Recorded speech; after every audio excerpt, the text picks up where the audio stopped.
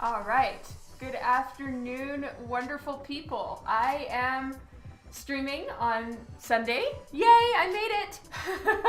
Happiness. All right. So, I'm hoping everything is working. I should be live on my stream soon. I'm live. Yay. It always takes a little minute to switch out from who I'm hosting to me, so I'm never quite sure when I'm live. But today I am working on Lady Death. So as you guys can see, good evening, Gabriel. Hi. I hope you're having a great weekend. I tried to get a bit of work done this weekend, not as much as I wanted to. I kind of goofed off this morning. Yeah, it's also, I'm not really all that cold. It's a hat hair day. I need to wash my hair fiercely. So yes, it is happiness, lots of inking time. I haven't inked with a brush in years, like literally years. But I restarted inking with a brush for this particular piece. Mostly because I think that hair lines look best with a brush. It's taken me a little while to get my lines as thin as I used to be able to. So I started with a few pieces in the back to warm my hand up. Yes, hat equals instant shower. That's right. Dirty hair is in a bun underneath the hat. So, yes. I have been kind of working on it in bits and pieces. Like, I'm not really even done with some of the pencils, but I went ahead and started inking some things. And the reason why, I know that sounds massively lazy, and in some cases I can be accused of that, but in this particular case, the reason why I've started inking certain areas is because what happens is when I've got pencils on there and I'm still working on not that area, but somewhere else, my hand will smudge it, and I start to really get tons of pencils, graphite shit just everywhere on the paper. So any lines that I've been happy with, I've gone ahead and inked them so that they're not getting smudged and moved all around, and they can just kind of stay. Oh, really? You like brush inking? Yay! Well, I did some of it off stream yesterday, because I kind of need to hurry up. I'm supposed to be done with all the line work for this today. And I doubt I'm gonna make it, but I really need to make it, so either I'm gonna have to just get really fast at inking in the next like 8 hours, or I'm gonna have to haul ass a little bit better with the coloring, which is usually where I'm the slowest right now. So I'm gonna have to go a little faster with the coloring. Oh, yay! Thank you, Gabriel. I'm so glad you like it. Oh, thank you, Rubicon. That's so nice of you. Hello, Tanis. Hello, Lino. And yes, Lino, it's wintertime here, so I'm always cold. Hey, Keeman. Okay. So this has the price tag on it, and this price tag has been sitting on here for, I think, like 8 years, because I haven't used it in 8 years. So yeah, I hope to use it more often, because I really enjoyed the smoothness of line that I was able to achieve in her hair. And check out the lines. It helps you get, like, say, on her hip right here. The thick to thin is just so much smoother than it is with a pen. Now with a pen, you're pretty much faking the thick to thin. With a brush, it's literally just, you know, press a little harder and lift up your brush a little bit more. Oh, Rubicon, thank you for the follow. I appreciate that. Hey, Primetime Comics. It's Jason, I think. Okay. So my plan for today is to get some of the pencils done, some of the line art done with a pen, and then other portions done with a brush. So you'll kind of see a little bit of everything. Now, I have to be honest with you guys. I do not have the ink that I generally like to use. I have a preference to what is called sumi ink, which is essentially a Japanese style of ink. I think it's also India ink. I'm not sure. Oh, you know, this is India ink. And I think Sumi ink is a little bit more watery than this Speedball Super Black India ink. So I've actually been cutting this with a little bit of water. I have never drawn Mira, Rubicon. Yeah, I pretty much draw industry work, it's the jobs that I get, and then with commissions and any other pieces that I do, they are commissions, and as such, it's whatever the person wants me to draw. Which you'll see if you see a lot of my work flashing through here, it's a lot of Harley. Okay, no complaints. I love drawing Harley, I'm not complaining, but that's why you'll see a lot of one character and not of others, because it's what I get commissioned to do.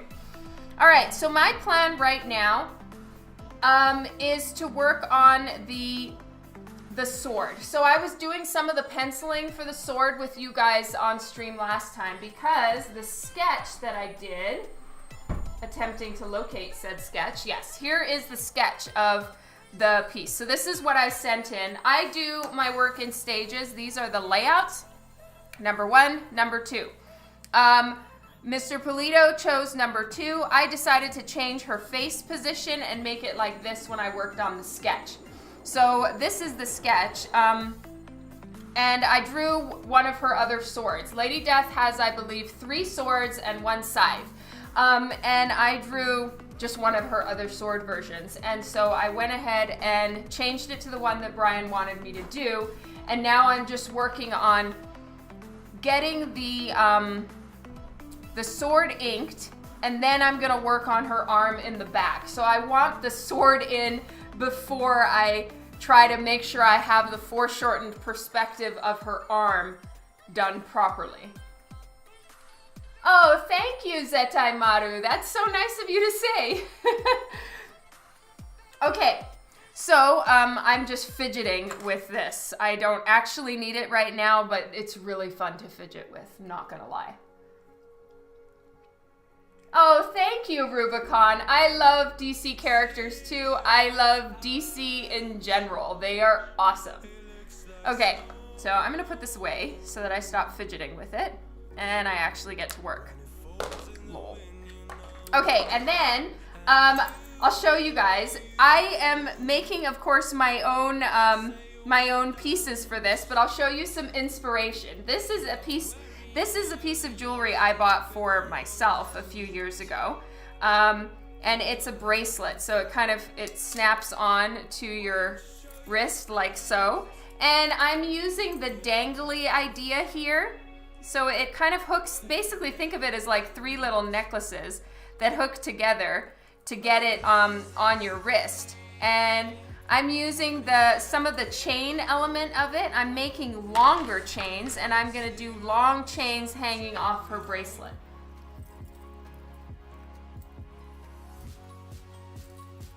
Okay, isn't this thing cool though? I really wish I had the name of the girl who made this. This is handmade. I bought it at New York Comic Con from a woman, and she makes the most incredible stuff. And if anyone is on here and knows the name of the woman who made this, please feel free to actually put that on the stream, because she deserves much props. All this stuff is handmade, and she's unbelievably good. So I'm just using the hanging chain as an inspiration. I will make them my own, but I gotta give her props because this is literally the coolest bracelet I've ever seen.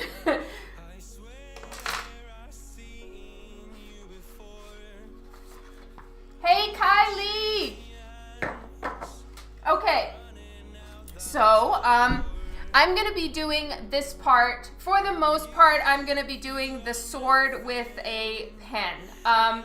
I think that I'll have a little bit more control over it with a pen for this part. PN Herbalist, thank you so much for the follow. Guys, if I completely destroy your name, I'm really sorry. And I've noticed that a lot of the names are kind of like plays on letters and words and almost like a little code in the Twitch name, and I'm generally not focusing enough on it to get it, and so then I'll just read your thing extremely literally, so I apologize for that.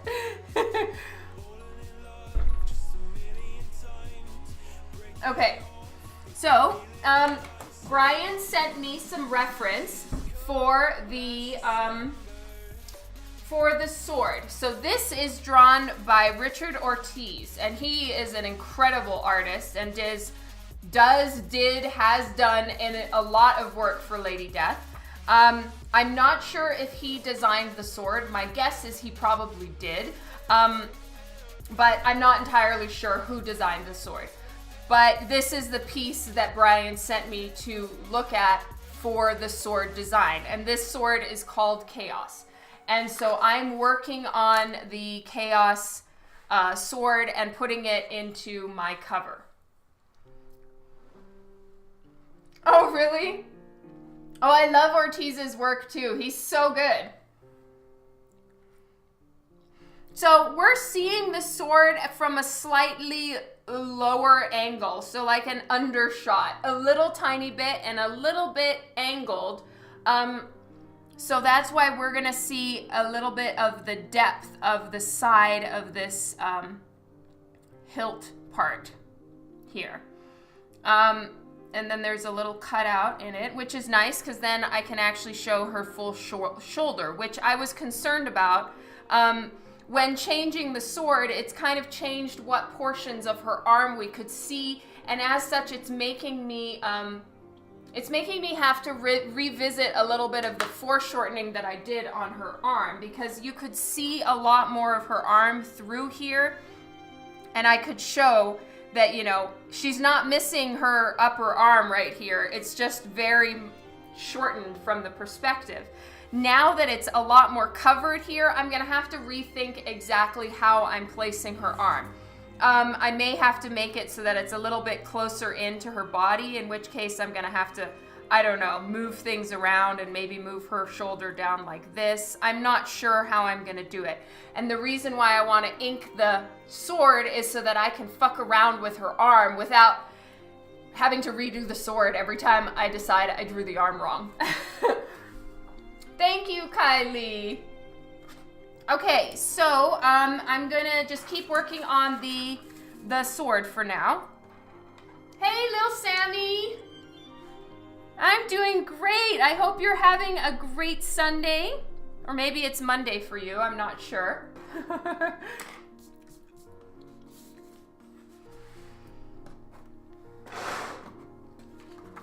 So the important part right now is just that I have the sword in correctly, and that it's the right size here, because once I ink it, there's no fixing it, right? So I need to make sure that this part is right.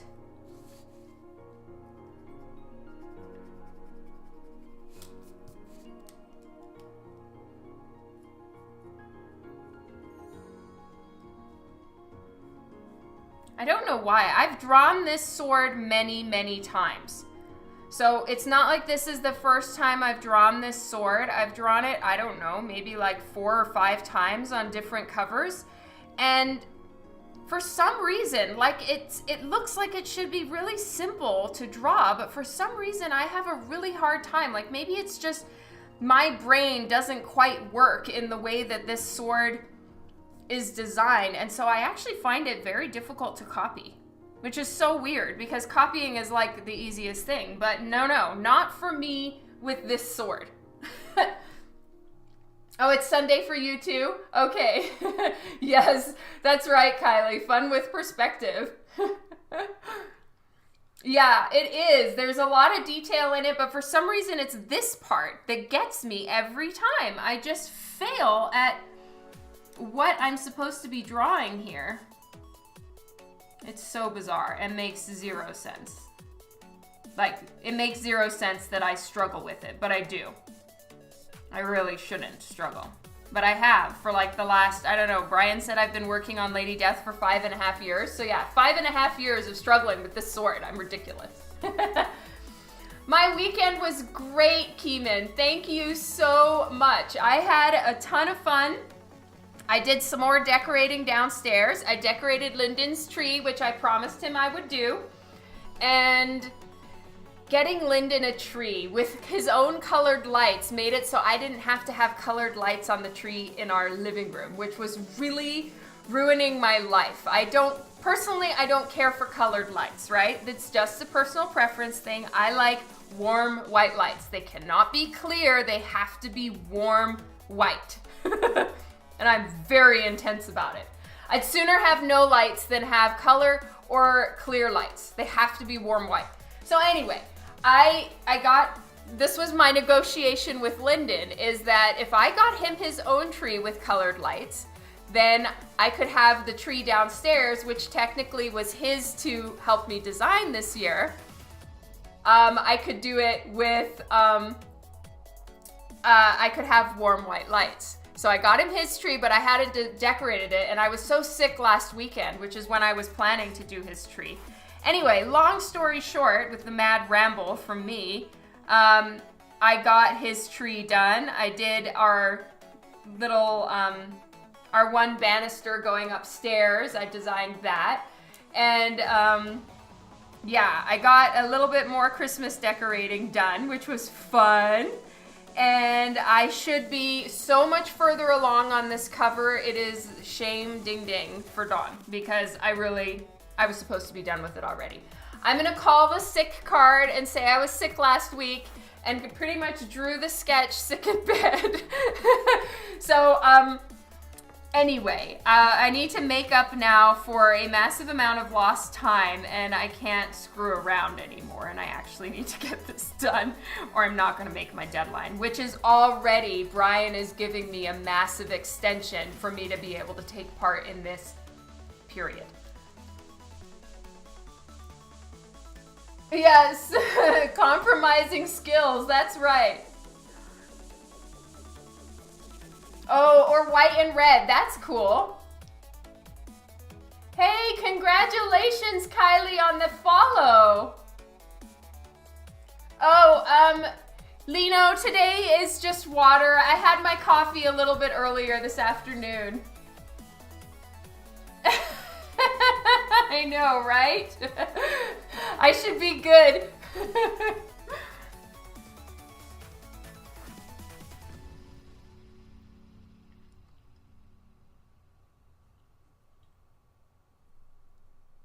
All right, so I'm getting there's like some little lightning bolt thingies coming out from the sword, and they go into the center right here. So I'm getting those in right now.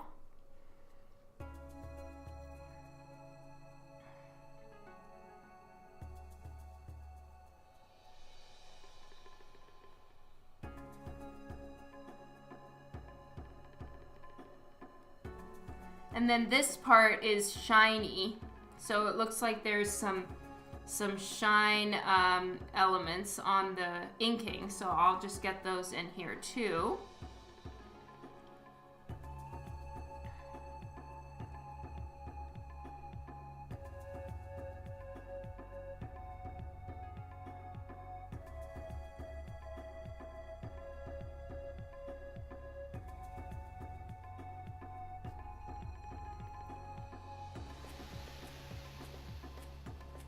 Exactly, and you have to meet deadlines. Like I need to meet my deadline on this one big time. So December 1st, come hell or high water, even if I need to stay up all night, I'm gonna get this done.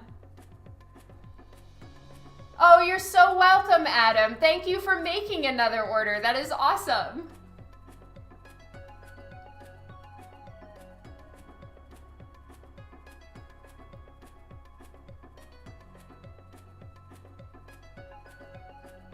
Oh, wow, Kylie. Whew.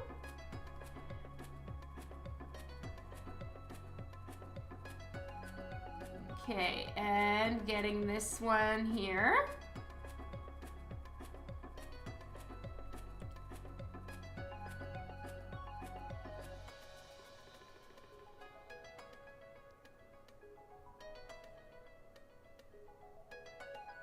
other little lightning bolt dealio.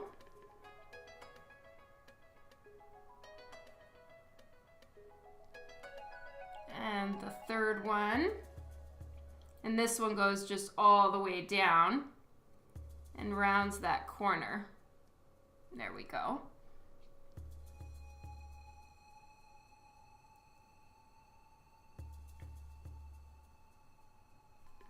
Good.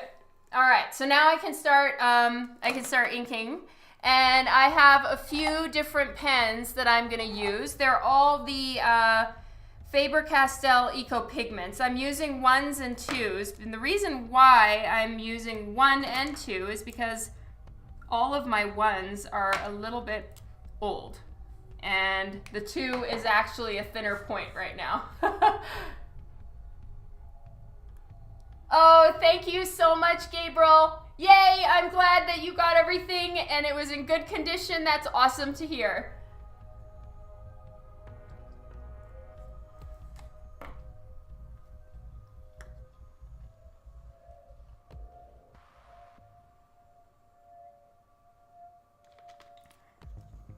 Okay, time to ink this part.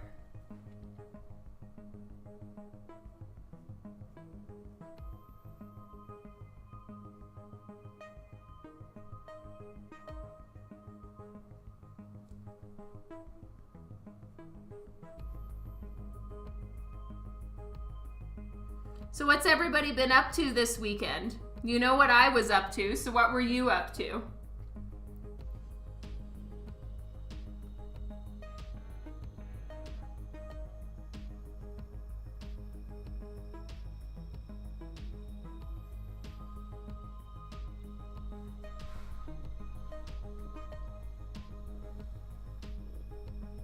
Yeah, my guess is probably 2 weeks as well, Kylie. Sorry about that.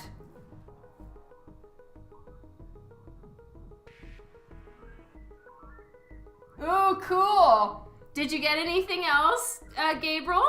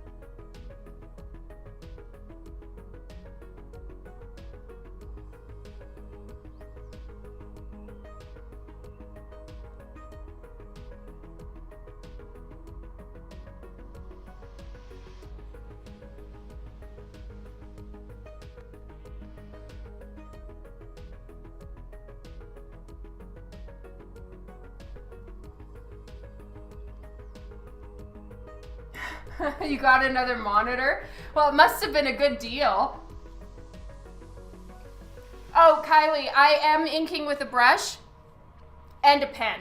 So I've done her body and her hair with a brush. I was just gonna do the some of the portions of the sword with a pen, just so I can have a little bit more of a precise hatching, sharper line for some of these parts. Oh, that is so cool, Keeman. I didn't know that you had a Twitch stream. I need to go follow you. Let me get your... Huh. I'm gonna look you up. Oh, and thank you for hosting me, Keeman. All right, I'm gonna follow you. There you go. Just gave you a follow.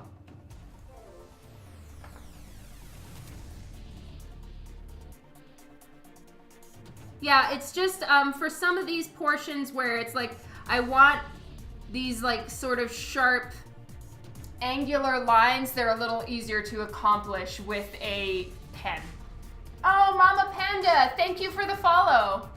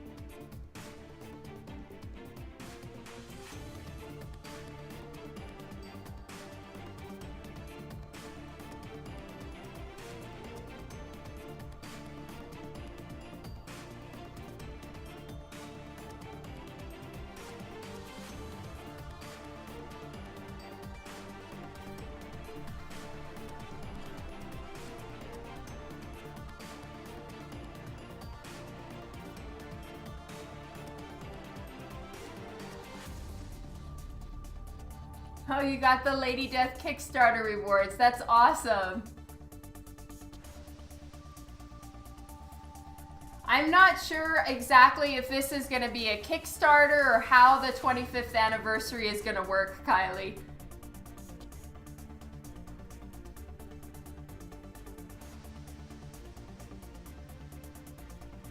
Well, for Kylie, she has to also pay international shipping, which is so expensive to get to Australia. Oh my God. I'm so sorry, Kylie.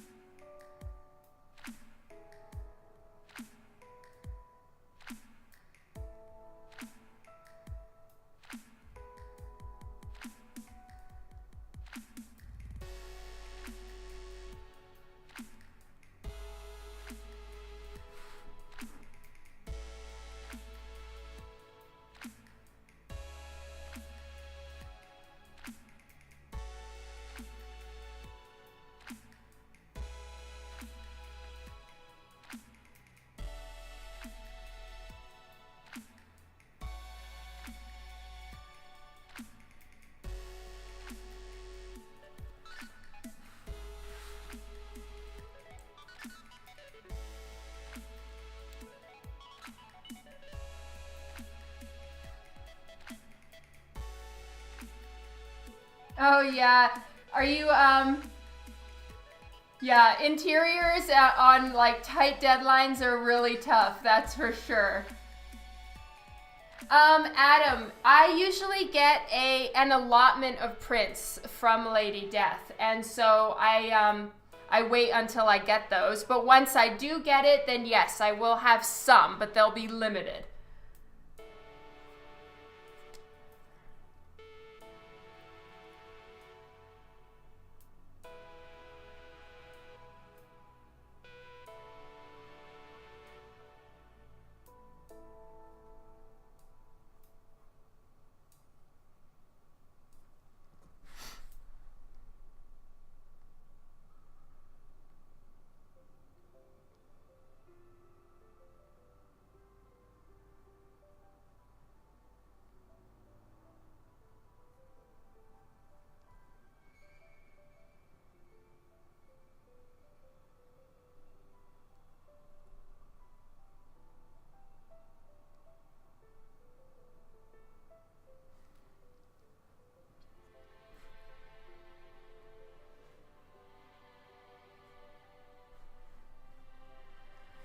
I think you have down and should make Brian happy. Well, that is definitely the plan, is that Brian is happy, for sure. Oh, thank you so much, True Deadman. And there was a new person who said hello. Where are they? Oh, yes, Mr. Skunk Gaming. Hi. Any word on the dress? Yes, he wrote and said that he is okay with the red. So I am, though, just to be safe, I'm going to, I sent him a scan of where I'm at right now, and I'm going to do a test run of red digital so that he can see it. And then if he's still good with the red dress, then yes, we are a go on the red. I haven't tried the screen share, Kylie. I saw your message super briefly, so I didn't even really read it carefully yet. I'm so sorry.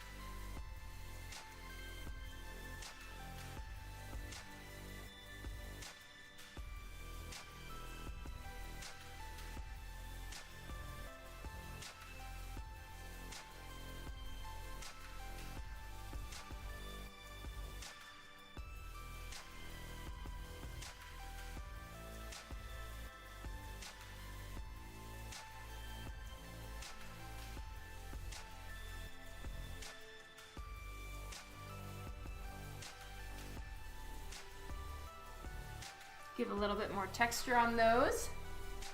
Hey, River Dragon! Oh, thank you so much, Mr. Skunk Gaming. I really, really appreciate that.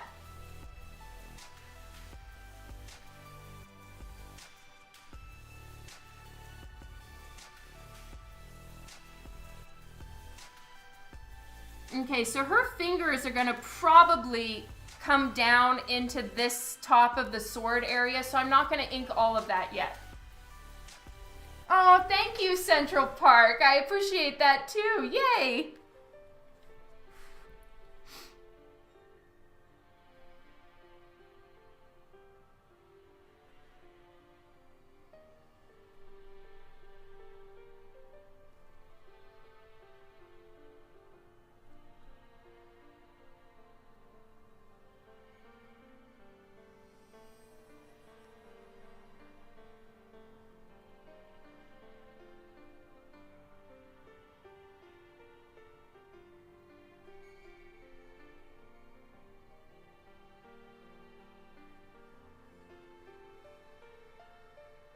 Oh, so one thing we did this weekend that I forgot to tell you guys about is we bought all the Harry Potter movies, the whole set, and we're gonna watch them through from now on through Christmas and probably into the new year a little bit, because our youngest hasn't seen Harry Potter yet, so he's 8 and I think he's old enough to get it and understand everything, so we're really looking forward to it. Usually every year we watch through all the Lord of the Rings, which is still part of our Christmas tradition, but this year we're going to do Harry Potter all the way through, and then maybe we'll do, next year we'll do Lord of the Rings again, and we just kind of go back and forth, and we love it. Yes, marathon time. Woohoo! We watch a show or something over dinner. The way that our dining room is set up, we can actually see TV while we eat. So we do that every dinner, and usually we just all take turns on what we want to watch, and everybody gets to choose something. And but now we've all talked about it, and everybody's cool with relinquishing their turns so we can watch through Harry Potter. So yay, we started last night, and it's so fun. Yeah, we see about half an hour at a time. So it's going to take us a long time to get through it, that's for sure.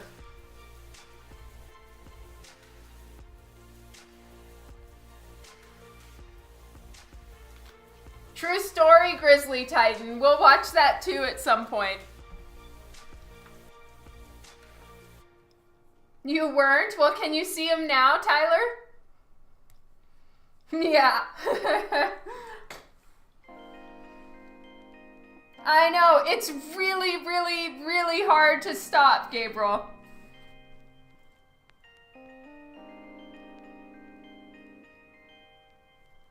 But school comes early, work comes early, and we know we will pay for it the next day if we don't stop.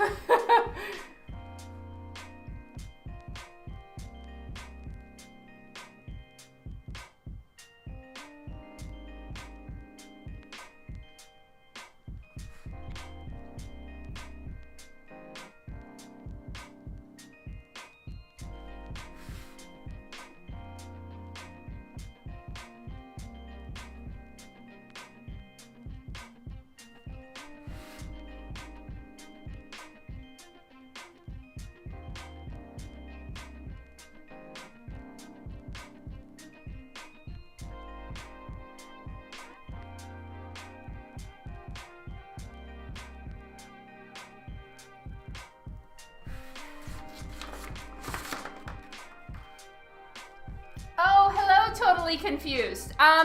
With this one, I'm gonna be doing the main version, which is this one, and then I'm gonna be putting on another piece of paper, which I'll be doing on this stream so that you guys can see the process.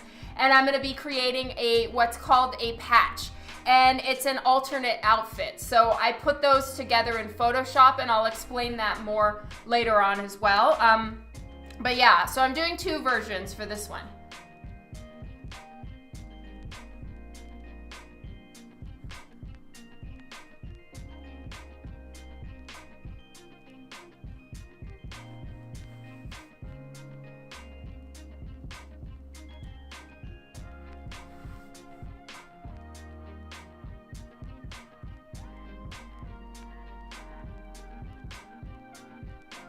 Tonight we're gonna see where Harry Potter is going on the train the first time, so Lyndon's going to be thrilled. Oh, thank you, Philip. Thank you, Totally Confused. Yay!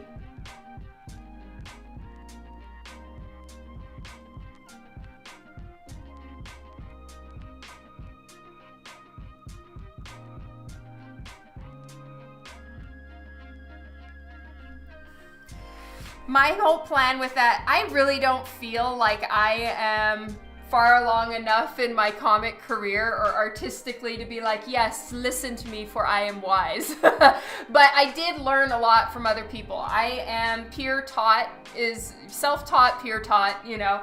And the one thing that a lot of the artists that I admire told me when they were teaching me things is they're like, pay it forward. So that's what I'm here to do, is to pay it forward and at least tell you all the things that I know. Learn you everything I know. See you later, Kylie.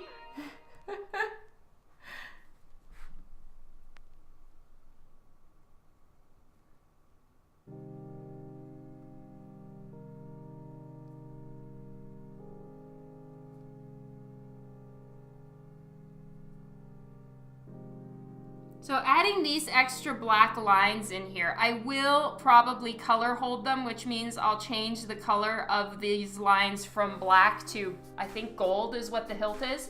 But right now they're gonna be black, and adding in these extra lines, it gives the illusion that it's a shinier metal right there.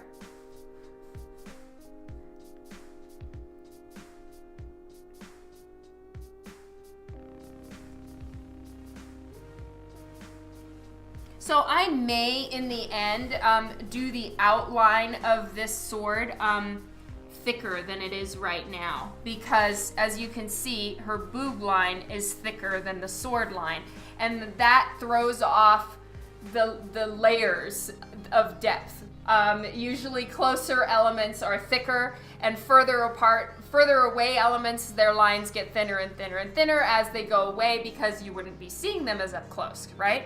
So I think I will need to thicken the outline of this, but I'm gonna leave it for now because all I need is just enough line art there inked that I can erase it because I have to draw her arm in behind.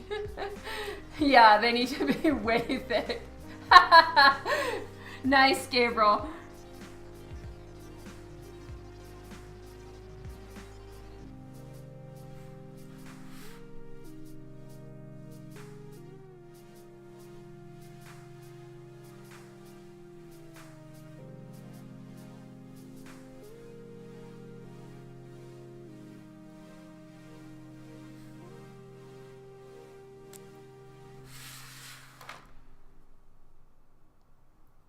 Hopefully you guys can see what I'm doing. I don't know if I'm off screen right now, which would suck.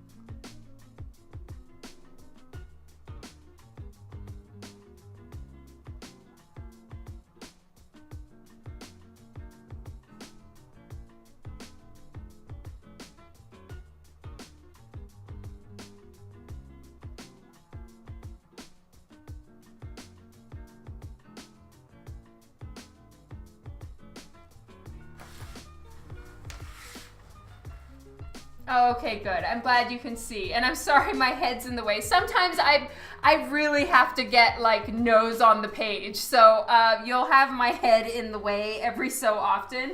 And I apologize for that.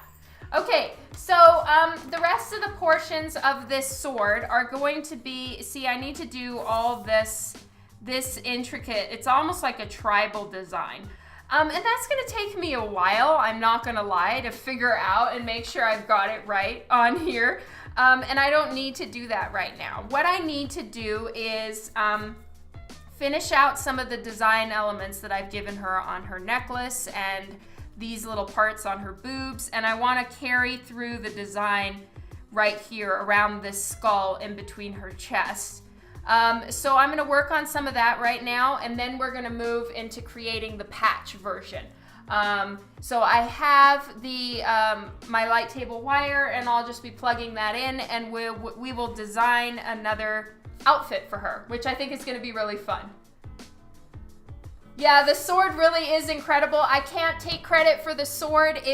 This is drawn by Richard Ortiz. I'm not sure if he designed the sword, maybe he did. And I'm following this design because it was the sword that I was asked to put in here. But boy, it's intricate and time consuming. Okay, so what I wanted to do here is give her like a diamond, well, kind of, more like a pyramid shaped jewel. And I've noticed that I kind of do a shape like this on Lady Death's chest when I give her necklaces. Every time it's a slightly different version or a different design, but there's always a diamond style shape right here. And I think the reason why I do that because it follows the lines of her cleavage. And as you guys know, she has quite an ample cleavage. So I think it fits really nicely right there. When I do circular ones or anything like that, I have to move them up quite a bit higher on her chest because otherwise they don't fit in the boobies. Yes, so that's why I always give her some kind of necklace like this.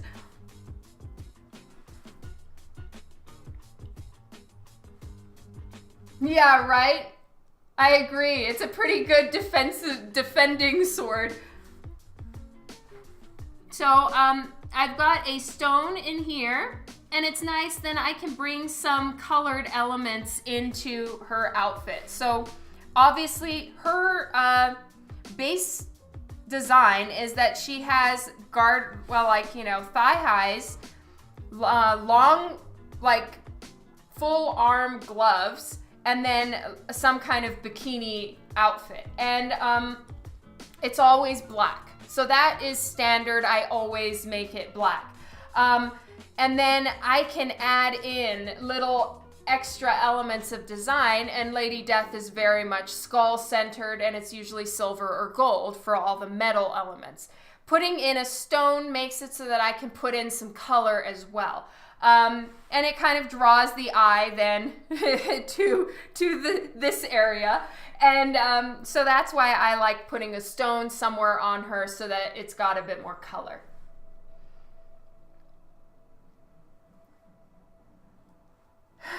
Okay, I'll see you later, Kylie. Let me know when you're back.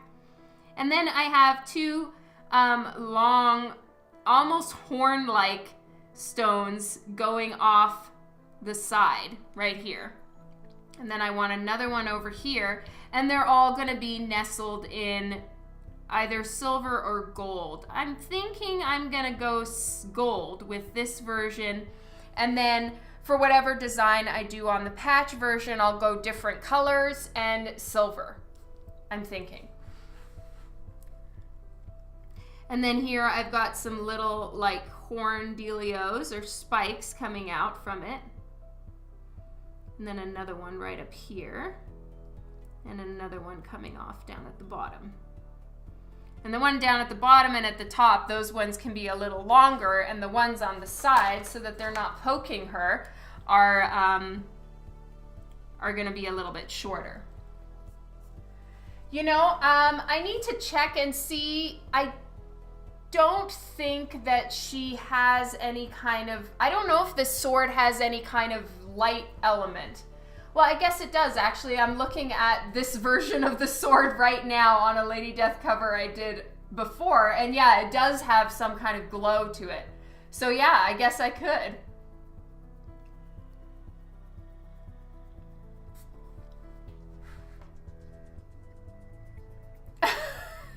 That's hilarious, Adam.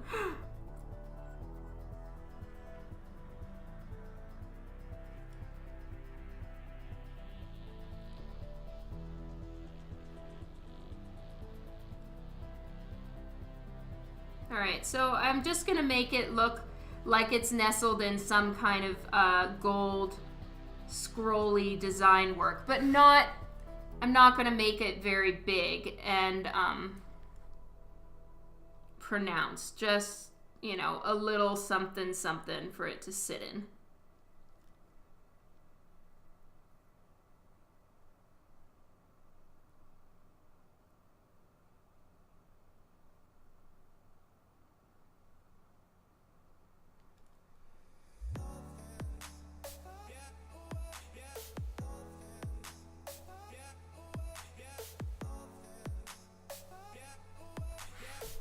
And then here, it's just going to be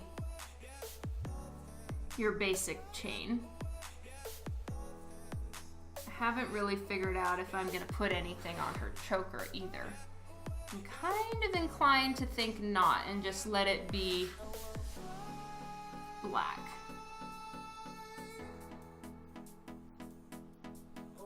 And some more chain coming down here. And it's handy also that her hair is inked here, so if I did make any kind of mistakes on the design of her necklace, I can erase it, and I won't be removing the hair.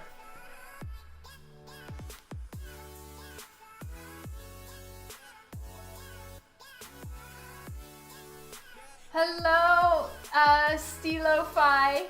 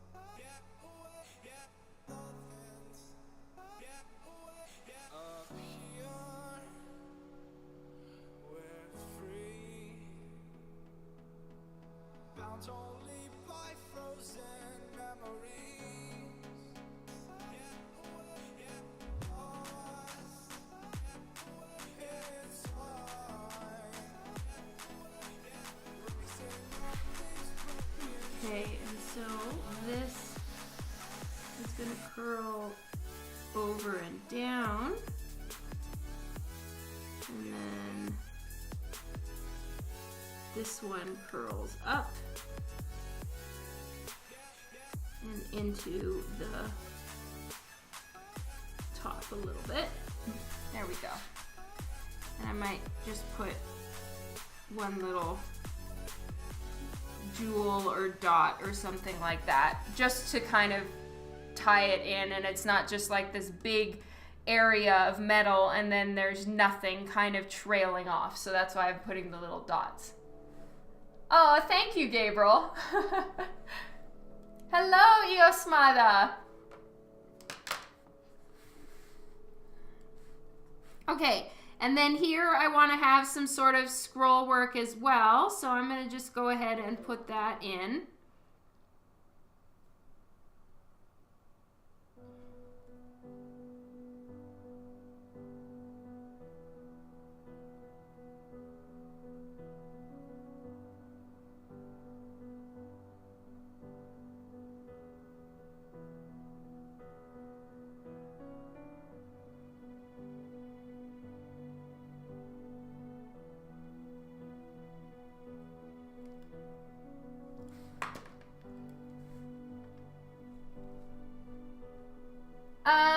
You know, I used to draw manga stuff. I don't so much anymore. My style is mostly just your regular comic style. I can draw manga, I just haven't in a good while.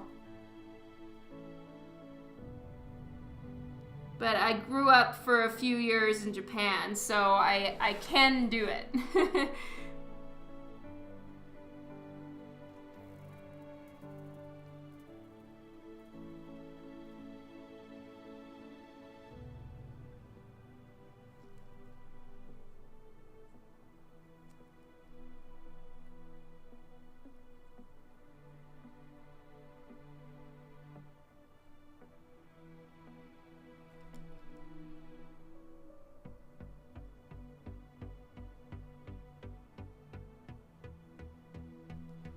There we go.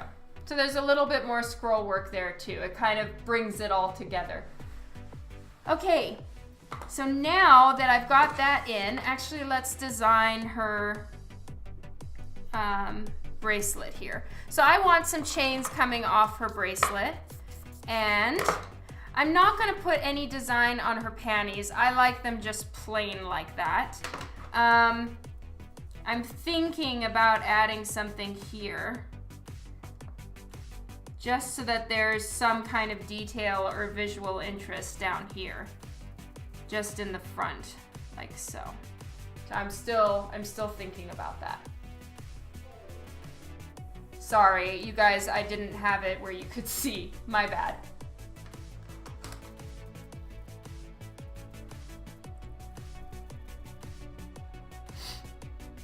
All right, so I was thinking to have some sort of scroll or design here, and then maybe put some kind of clasp or something here. For starters, I want to have a clasp like this and have the chain going on the other side, and then maybe one more like that.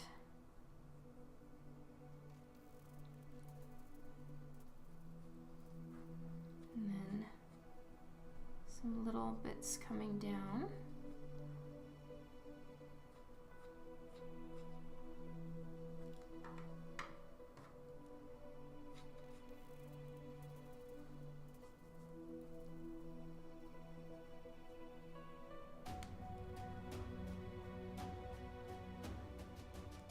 Now, her hair is blowing up. These chains are not blowing, so I'm not sure though, because they're so heavy, like I want them to be metal, I'm not sure how much they should be blowing.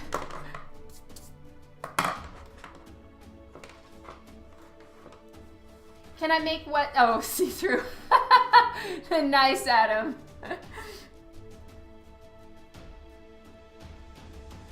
You're sounding like Dan.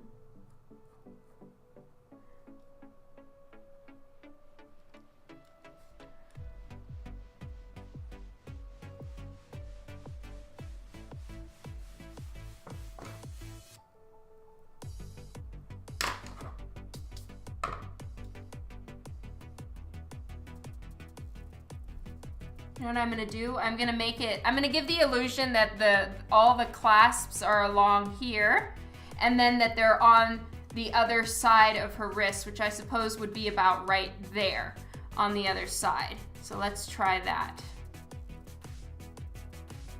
Like so. Like that. And then maybe one pendant hanging off like that, and I can make little pieces. Those little pieces could be catching the wind. One could be here.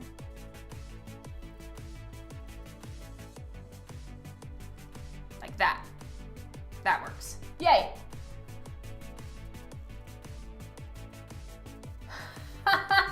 Nice, Gabriel. You guys are awesome.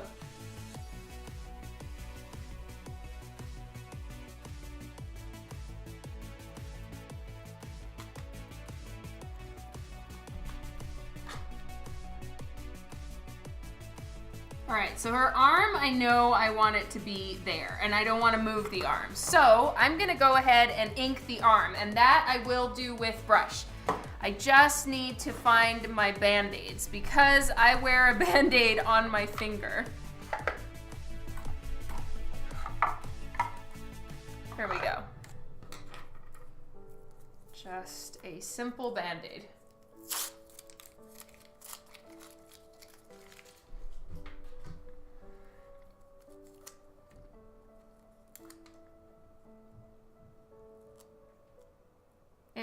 I'm a squeezer. I said this in my last stream. I squeeze really hard, and with a brush, it actually starts to hurt. So I'm wearing a Band-Aid. I have no cut. There's nothing wrong with my finger, but it adds a little bit of cushioning and protection. My preferred ones are they're kind of like a foam, yeah, death gripper, that's right. My preferred ones are the waterproof ones with a, and they're like plastic and a little bit foamy, but I don't have those this time, so I'm just using these. Yeah, exactly. You know what? I have not heard of those, Adam. Someone else was mentioning them, and I've never used those before. I didn't even know they existed. Okay, so I'm just gonna pour a little bit of ink into here, and I mix it with a tiny, tiny bit of water as well. Because right now I'm not using the ink that I usually do when I'm doing brush work. I got this ink for crow quill work, but I haven't used this type of ink with brush work before. So I'm using my same little jar that I had when I did watercolor, and I just have some water in there. So I'm gonna get my brush wet and just add a little bit of water to this.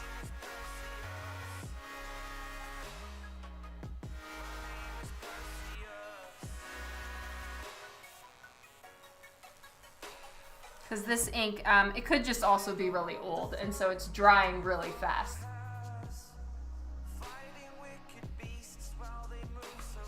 So what I have is a little pad of paper, and I brush off the excess, and I twist the brush as I'm taking off the excess ink, and it's a little bit too watery, so I'm getting a little bit more. All right, so you twist as you're taking off the excess ink, and so it gets the brush to a really nice fine point. I need to move some of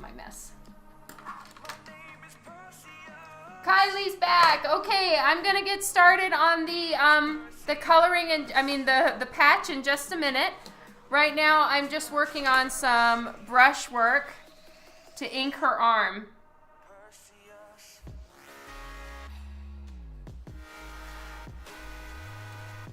I'm gonna move this over.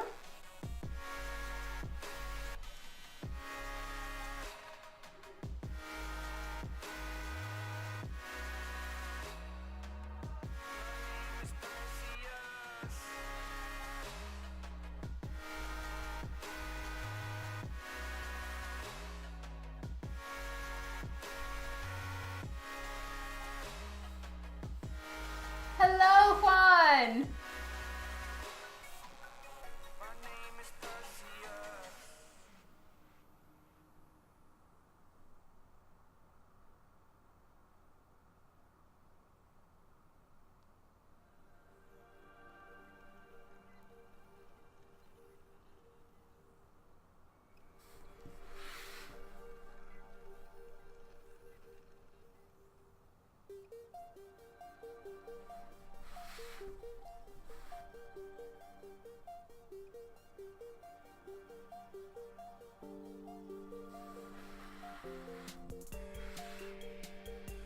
Oh, thank you, Glaystig.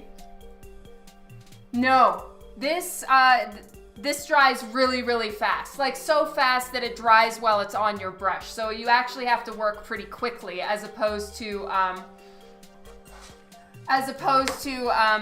trying to like get it all drawn in really, really quick and stuff like that. Or no, worrying about smudging is not an issue. It's worrying about inking it quickly enough that it doesn't dry out.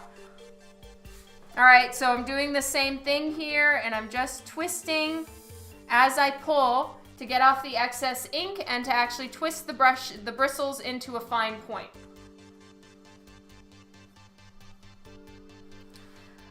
You know what? Just white out, Gabriel Black. That's the only recourse you have. It's like if you screw up, just don't screw up. That's really it. And just watch. Now I'm gonna screw up. All right, I'm gonna use the brush here because, it's much easier to have a steady line with a brush. If your hand is a little bit shaky, see, look, it's already dried. Oh, it's so annoying. Brushes definitely do cover a multitude of shaky hand issues. Now, generally, I don't have a shaky hand, but still, brush line work definitely covers up any shaky hand you might have. Now, I'm making my lines on this one kind of aggressive, thick to thin, because I think it looks better on something like this. It's kind of it's giving the illusion of a lightning bolt in the metal. So that's what I'm doing here, is making my lines quite intensely varying in thickness.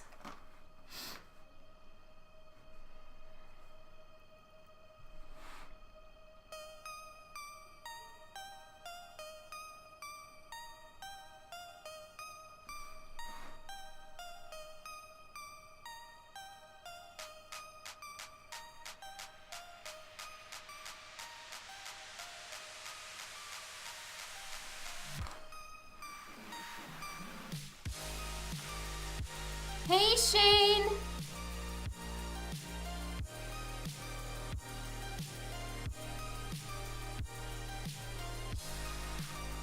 Now the thing with brush work is it's much easier if your paper is facing a way that is easiest for you as far as using the brush, right?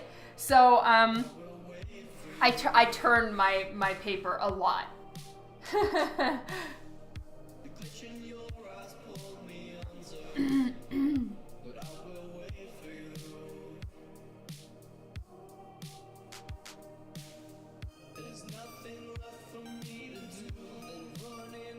All right, I know there's a couple questions waiting for me.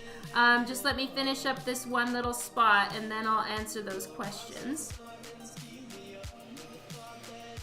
There we go. So one side is finished and I'll go ahead and I'm gonna rinse it out real quick, rinse out my brush so I can read the question. Okay, Glaystig, do I personally use Loomis's books?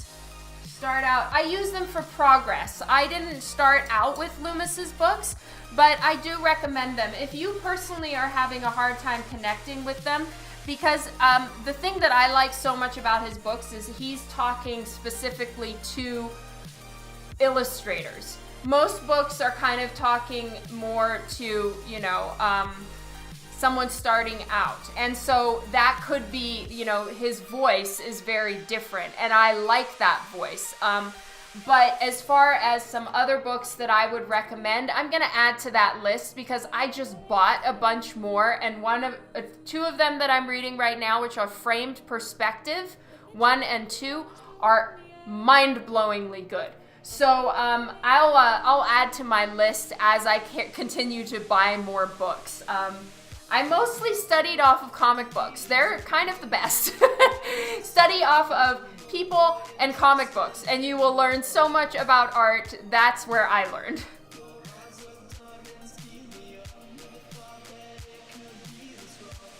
No, Lino, I drew the bra with, I inked the bra with the brush as well.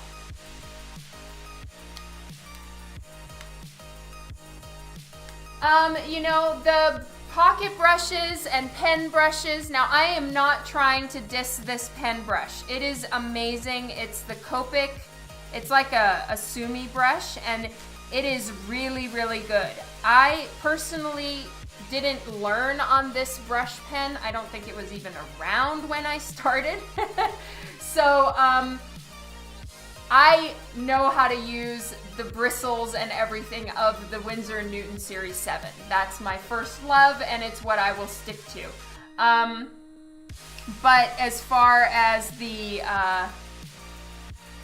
inking and everything, there are a lot of inking brushes that you can use that are pens.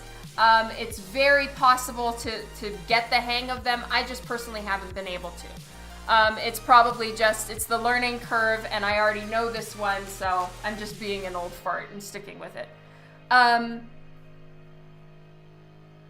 When did I start streaming? I think it was in June of this year. So I'm still relatively new to Twitch. Oh, hey, Perrin! Thank you for stopping by.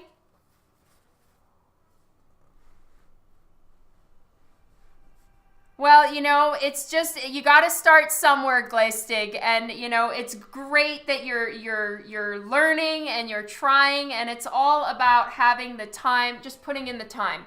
It's about getting those 10,000 hours or whatever it is to make you proficient in something. Aw, thank you, Kylie. Clasps on the cups. Which clasps? Oh, you know, I drew them with a pencil. I haven't inked them yet.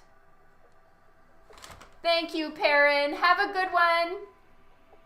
All right, what was I doing? Yes, I'm working on just these little lines in the sword.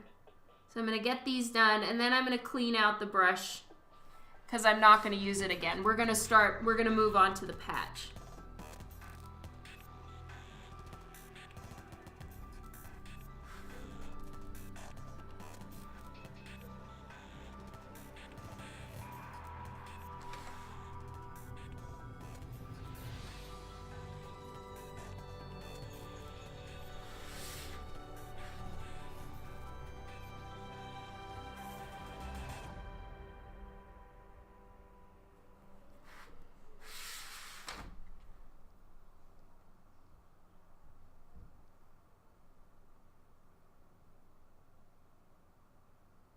I'm kind of going rogue here. I didn't like the way that I penciled this in.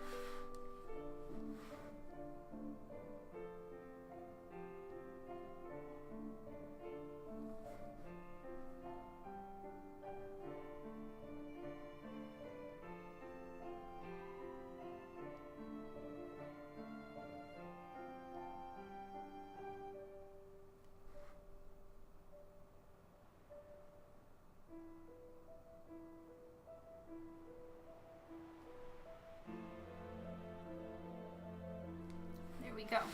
So yeah, I inked her eyes and her face with the brush. I inked her eyebrows with a pen. So, you know, I kind of move around and switch between the two mediums in just whatever I think would work best for each specific spot.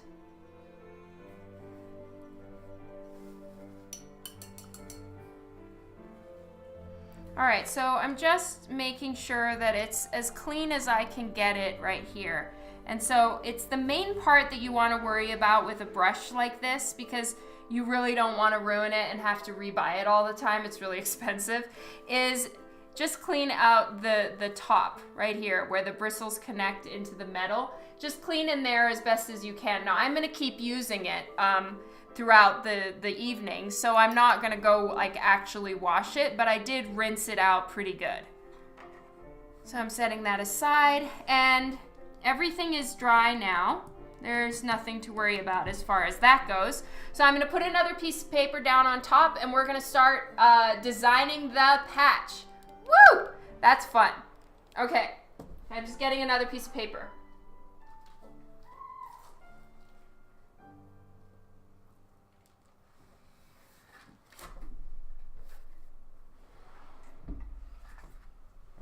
Okay, so I use my art tape for originals. So I have just your typical office tape that I use for the printouts, because I'm not worried about ruining that paper. As soon as I'm done with it, I'm gonna crumple it up in a ball and throw it in the trash. But for original art, you don't want tape that's going to tear the paper. So I use this art tape. And I've showed you guys this before, but I stick it onto my clothes so that it picks up a little bit of lint and it removes some of the tack to it, because I don't want it to be extremely sticky, or again, it's gonna tear the original art. So I'm just gonna make sure that all the pages are aligned with one another. Oops. And I need to turn off some of my lights so that I can see through.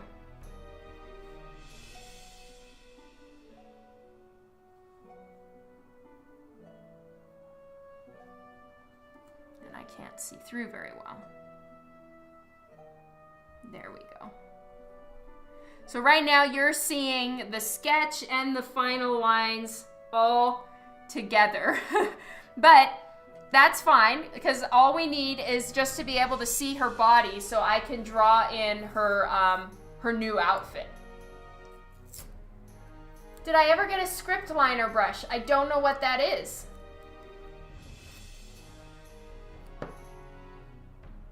Oh, okay, Gleistig, that's totally fine.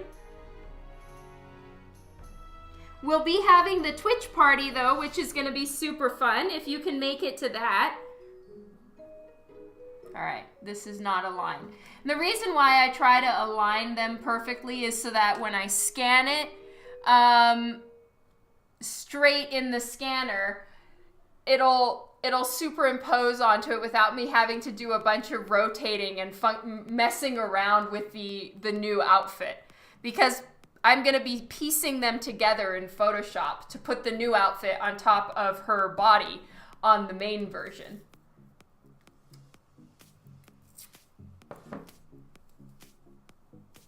You've never worn a beanie?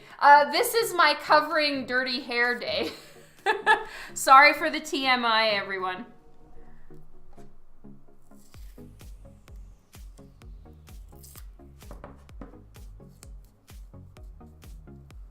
I totally hear you, Gleistig. Am I saying your name right?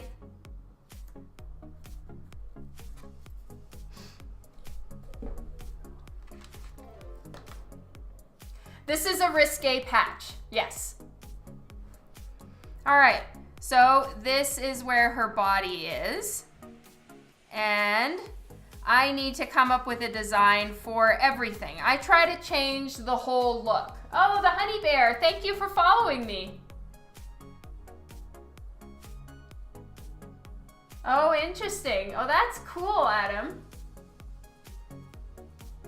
Yes, Hypno Sherlock, whoop whoop. Oh my God, I gotta take a picture of it for you guys. I didn't have my phone on me at the time, but Vienna held up Sherlock, so he was kind of halfway standing, and he looked just like a porg. It was so cute.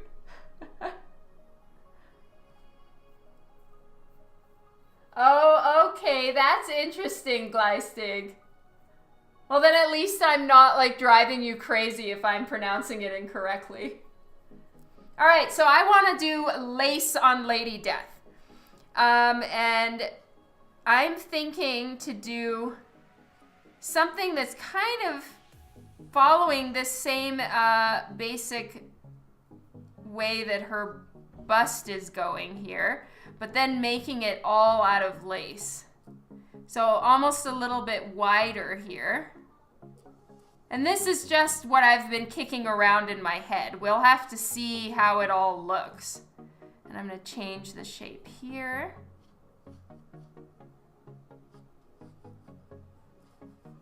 And then give her a big lace chokery necklace stylio that's maybe coming all the way down like that.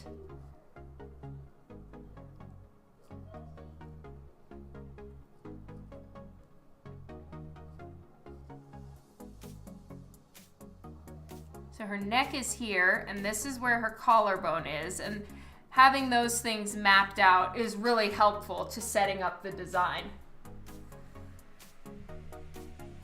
Yeah, oh my God, it was so hilarious. I need to take a picture. He was not happy, and he put his ears down and everything, which made him look more like a porg. I don't know if it's a jewel edition, Juan. I actually didn't check with Brian about that, and maybe he hasn't planned it yet. Like maybe he's gonna look at all the covers and then decide. I'm not sure.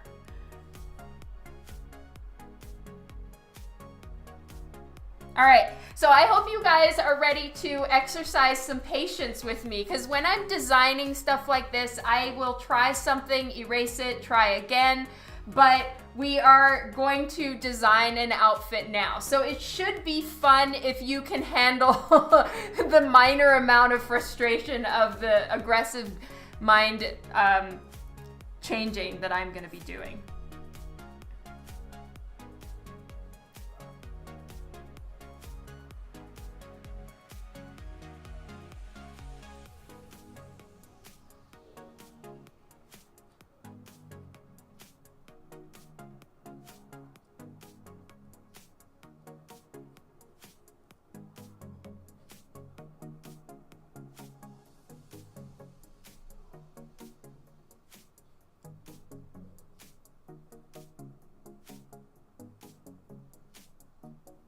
So this is the base of her neck right here.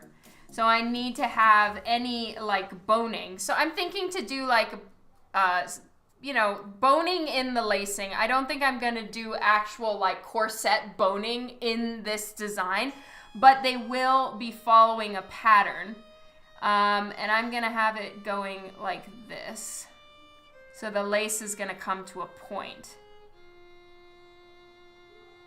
in all of these places, like that. And then here, maybe, so I'm thinking it would look really pretty if the lace kind of opened like that.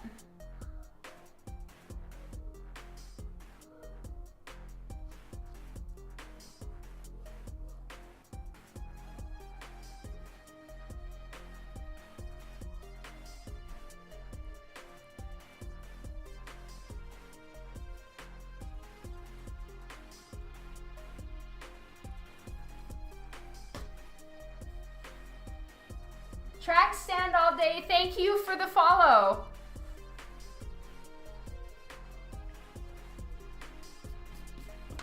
So if it turns right here, since it would be turning on her hip, and then on this side, it would kind of come down a little bit lower. But again, I do want it to be almost with the illusion that it's being pulled behind her back a little bit. And then I'll put some sort of clasp here with some hanging something or others, like that.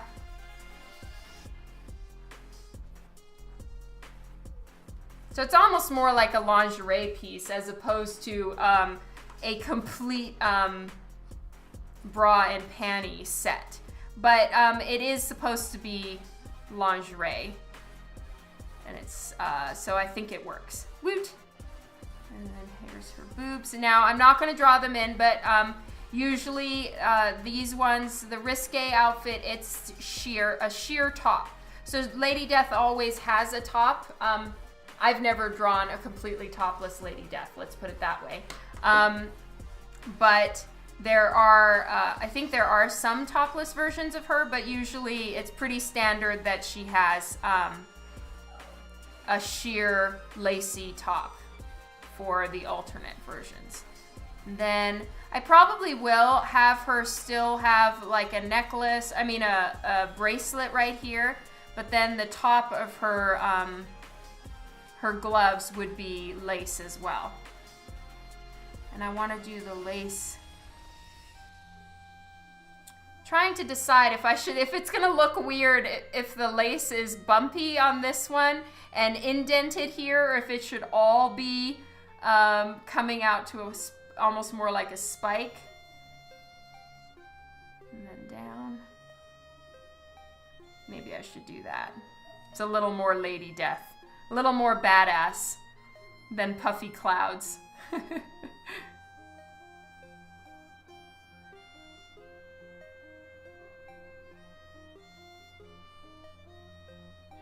Okay, and then here's her belly button. And then on her panties,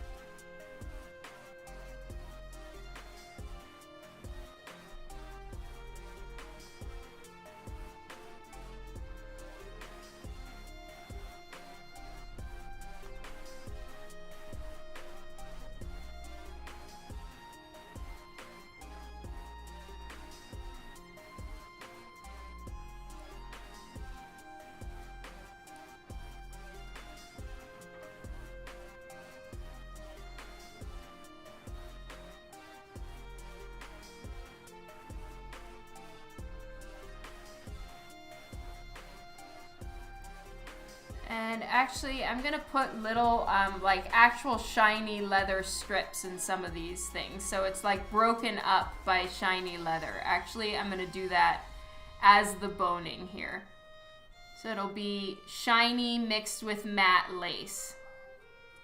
I like that. All right, and then here I'll probably do the same thing, like a shiny strip right there, shiny strip there.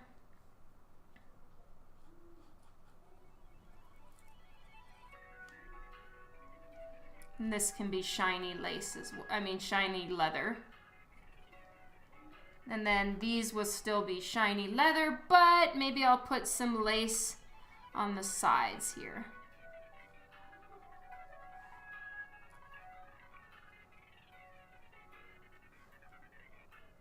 I'll have to see.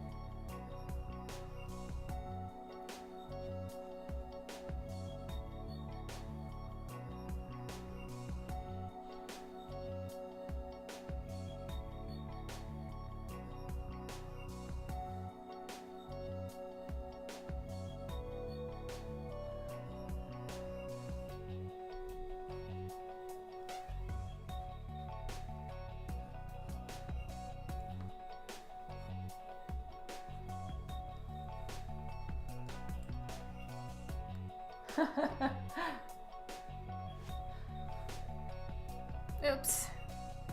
I lost my light. Here we go.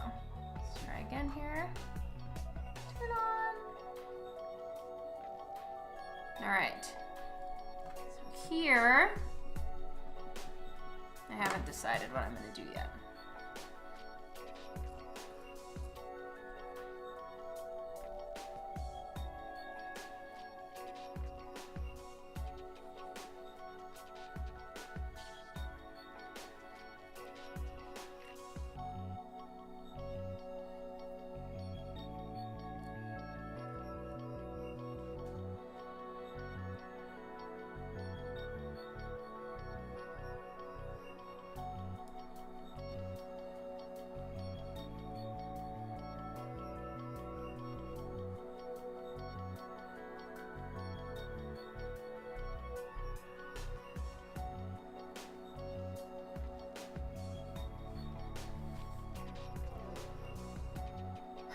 It's no problem, Adam.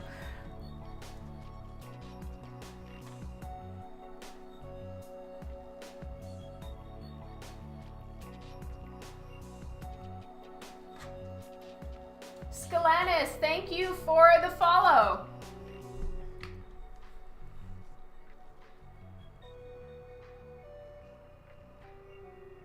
Well, I know it has a little bit of a web look right now, but I'm not going to leave it as web. I'm gonna make it lacy. I think I'm gonna have it come to a point because I've got all these little areas coming to a point. So I'm gonna put a little design here, and then I'll just play with textures, not lace and leather here, but probably a mixture of matte and shiny leathers.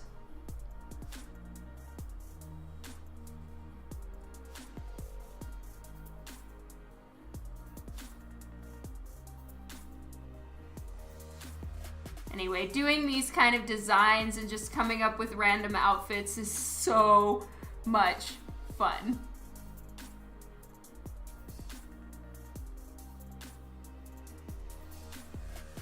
They talk about another kind of world. Another kind of world. What are you afraid of? I'm just drawing in her body in where it is so that I can work with the edges, and I know where everything is supposed to be because I can see where her body starts and ends, which is so handy. So pretty soon I'm going to turn off the light table and just work with this.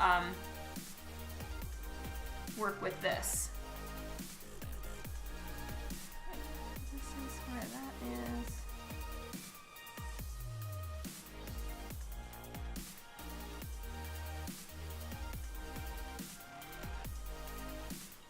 Want to see where her face is, so I know where that cuts off. All right.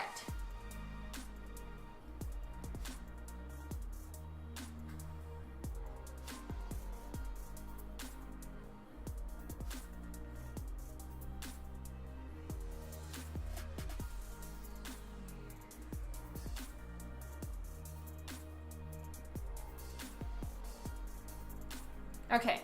So I can turn off the light now. This is what we have so far as the design. They talk about another kind of world. And I will now work on it as this.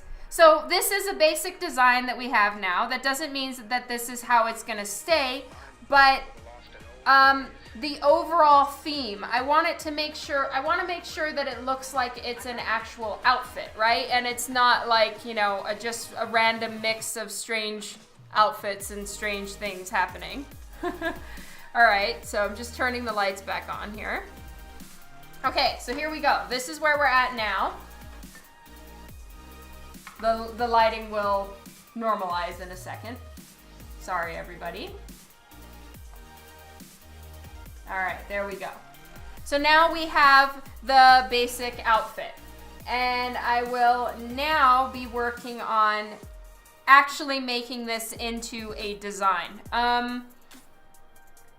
It looks like it's a outfit of some sort. It has a uniformity to it, so that's nice. Now I just need to see if I like it and if I want to carry it through all the way. Like I'm on the fence about this part. I might just leave her with normal panties and just have this this thing in the front.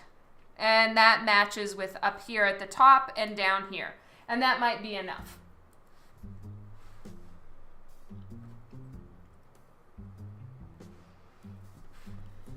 All right, so skull is an important part of Lady Death, so I may have one there.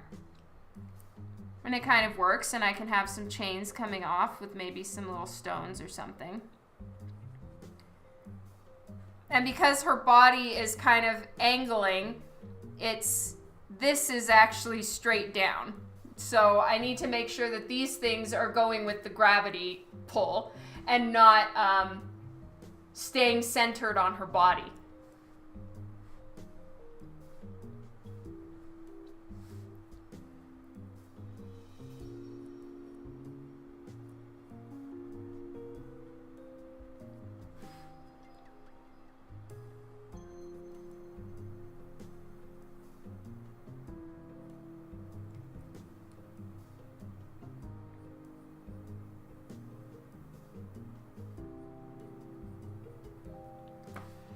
So I'm gonna lighten up the lines a tiny bit so that I can now be making decisions with the darker pencil.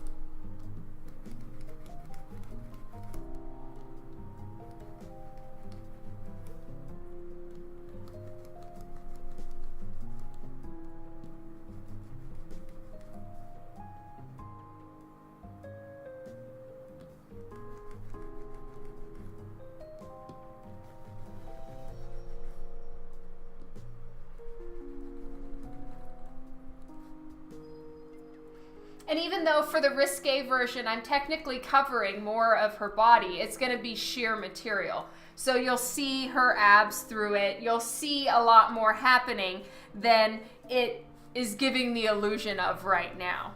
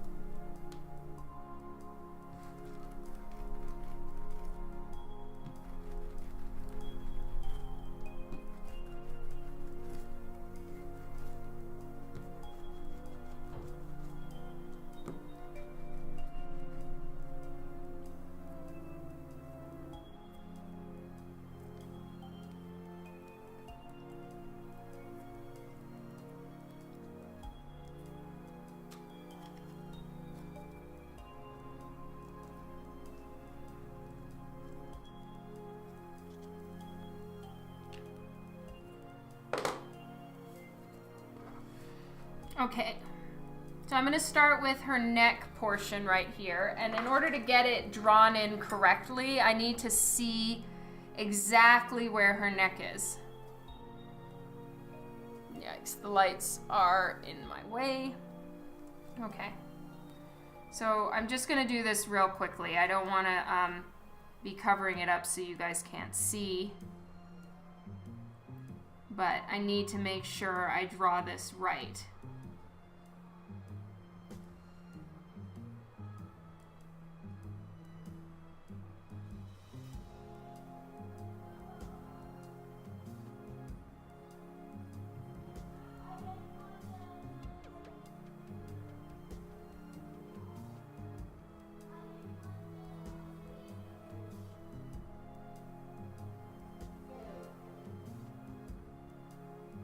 And I want it to come out to some little spikes.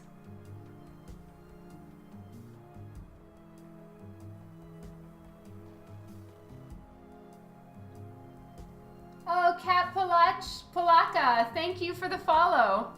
Hey, Scott is here.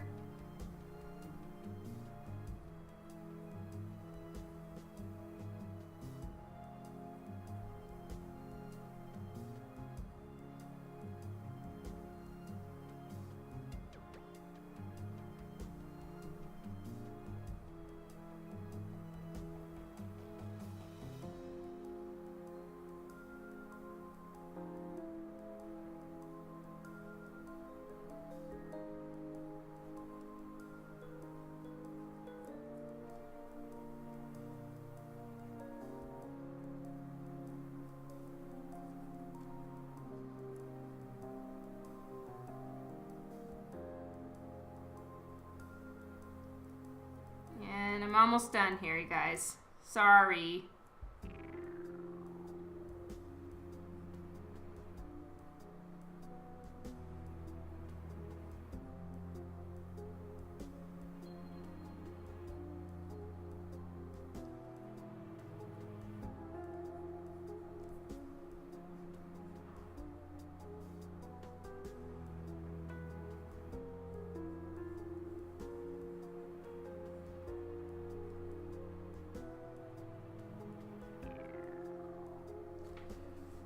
All right, there we go.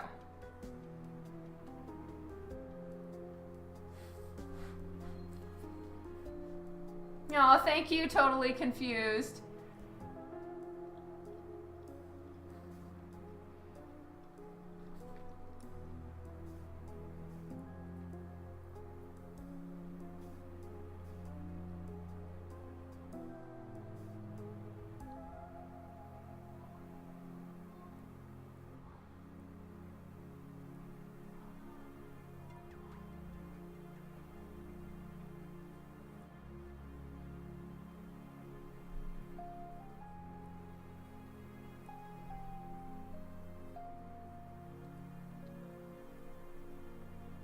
Okay, so this is all going to be black.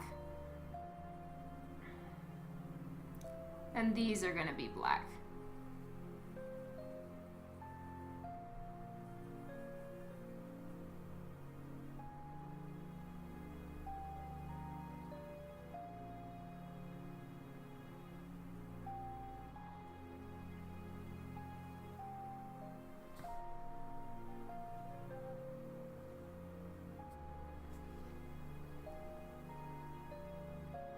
Hey, Jason!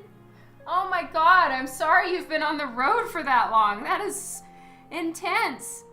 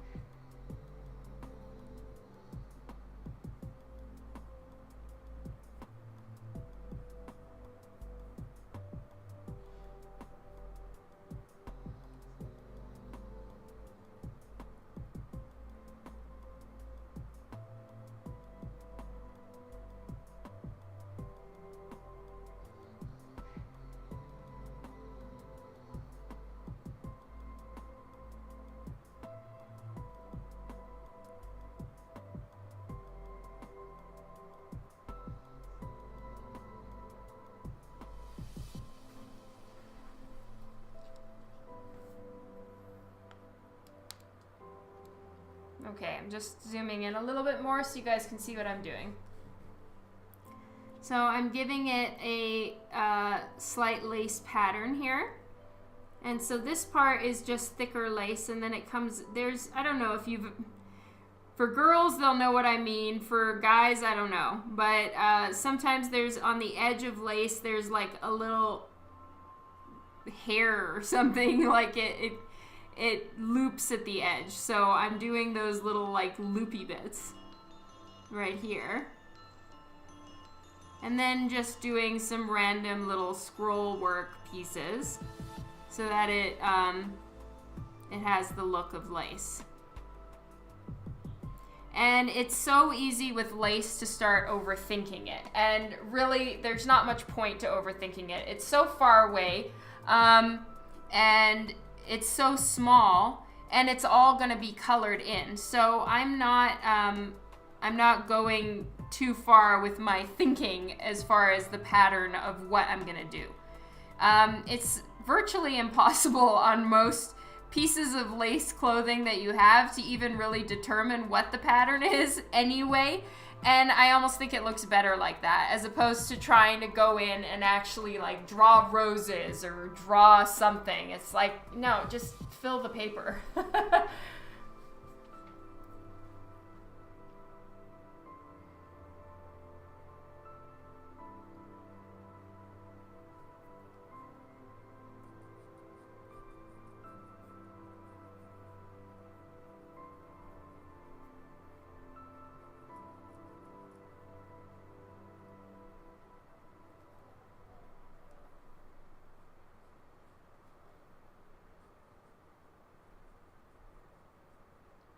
I may do another portion here just to break up the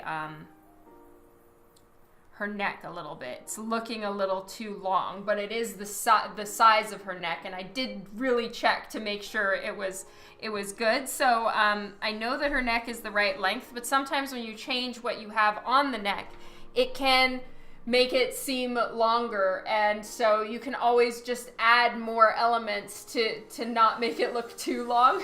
Not trying to draw a giraffe here.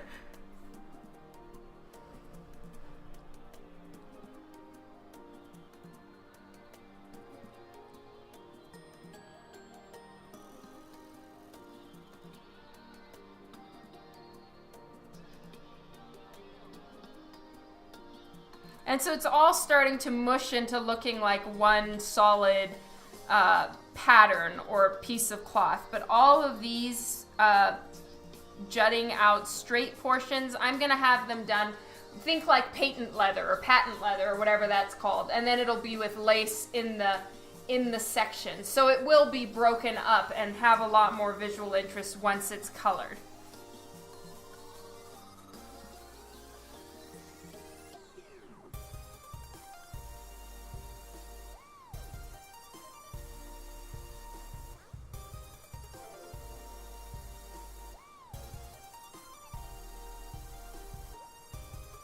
And since these ones are facing one another, I'm gonna make them just look a little bit more even. Or kind of like mirror images of one another. Not perfectly, but you know, a little bit more.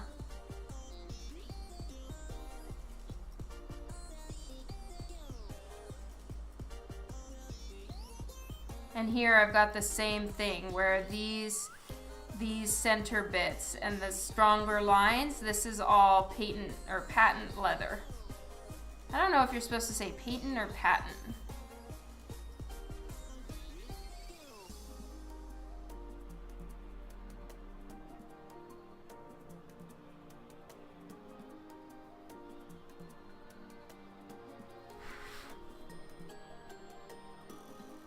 Now because this material is super thin, I mean, look at how see-through it is. It's very thin material, which means any little bumps or ruching or whatever that would happen from her bending right here. Like here on my big, thick blanket thickness vest where I'm bending, they're big folds in the material. But because it's such thin material, it would be more like this, where when it folds, there's not enough material, right? And it's very thin, so the folds are really, really tiny.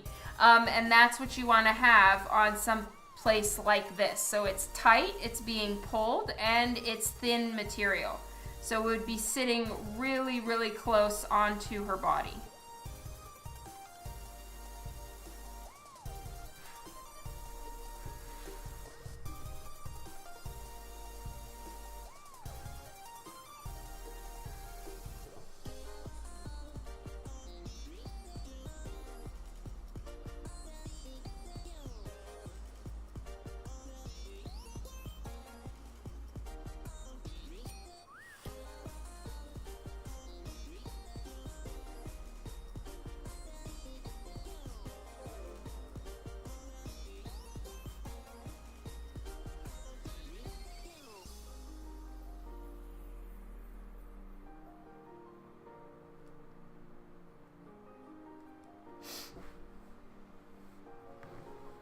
Jules, thank you so much for the follow.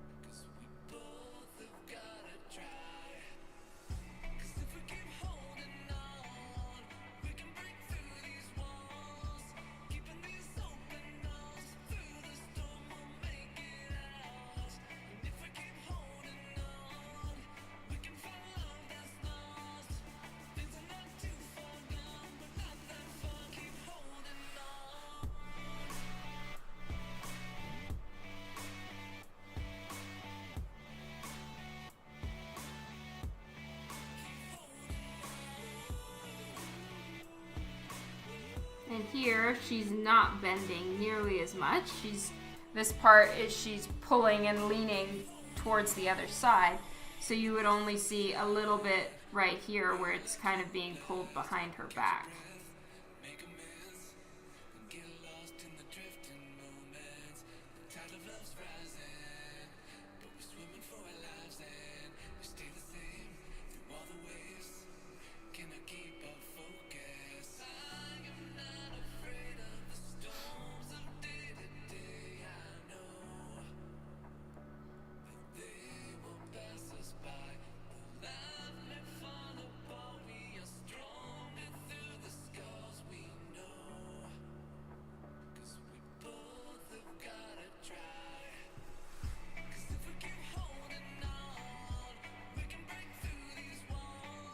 Oh, thank you, Keeman.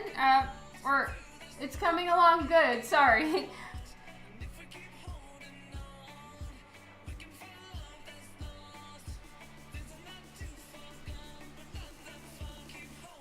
I wish I was considerably further along on it, but I will motivate this week and get it done and colored. I might have to flat it myself because I don't have enough time to wait and send it off for flats. So I'll be doing my own flatting. And but I did that with the Drawn to cover as well. I had to flat it myself, so it's not hard. It's just slightly time consuming. So I will probably do that like late at night when I don't really need my brain. Yes, they are all supposed to be turned in at the same time, Gabriel.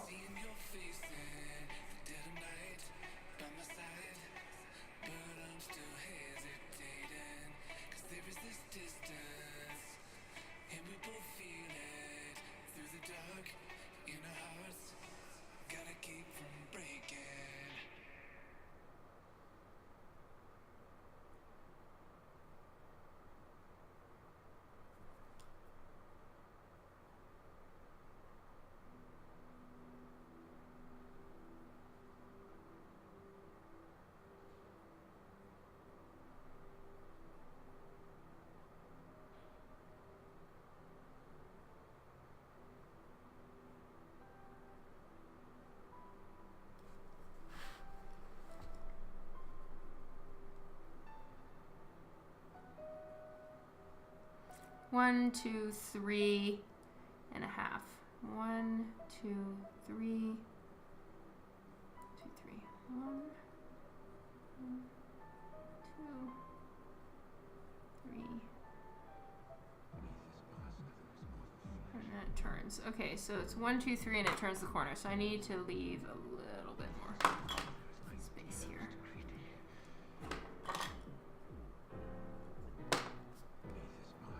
One.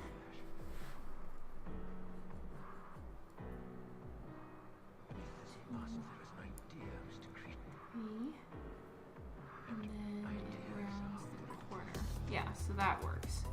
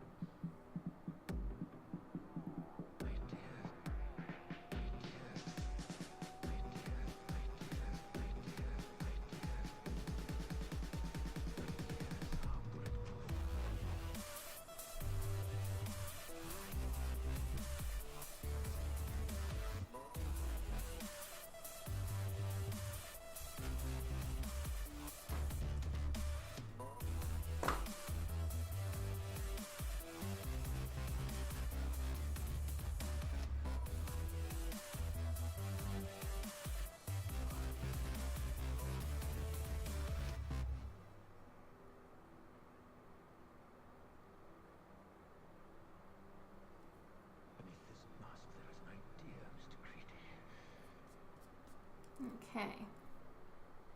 Beneath this mask there is more than flesh. Beneath this mask there is an idea, Mr. Creed. And ideas are... So this whole part will be sheer cloth and think like sheer mesh or something like that. So maybe I'll give it a little bit of a sparkle or something to it. But I'm not going to put any pattern on it. I'm just going to leave it as is.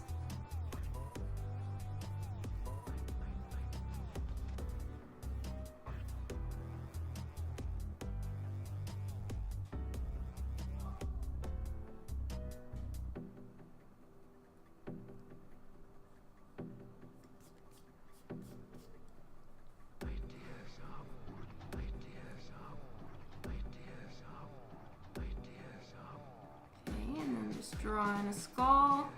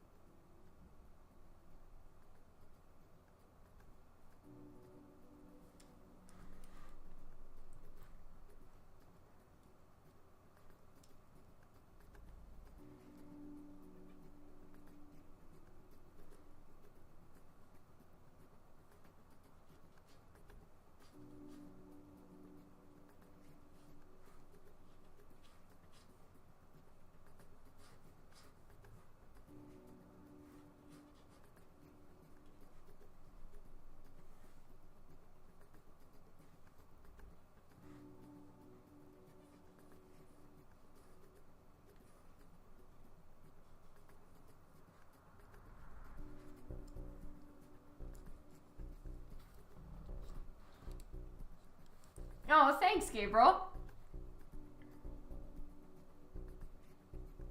So there will be a lot of sparkle all in here and some sparkle shining, just catching the light in different places. Let's get the lace going on.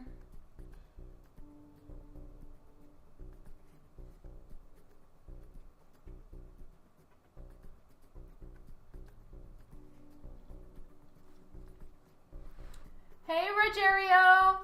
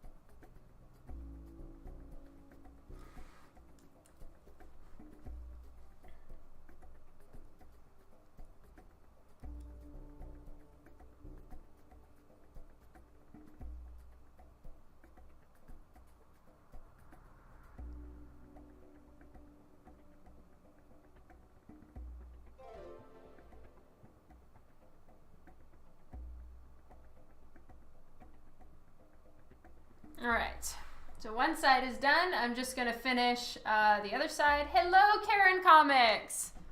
Welcome to the stream. Hello, Narwhal Mark. Thank you for the follow.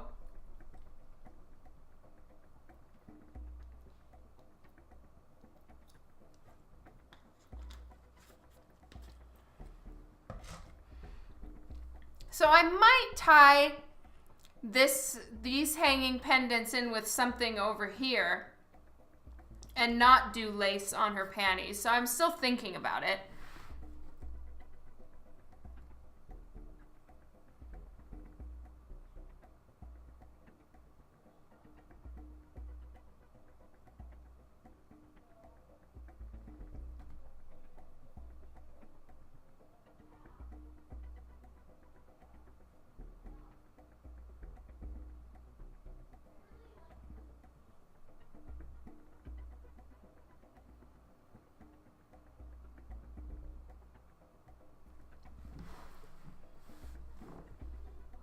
Oh, thank you, Karen Comics.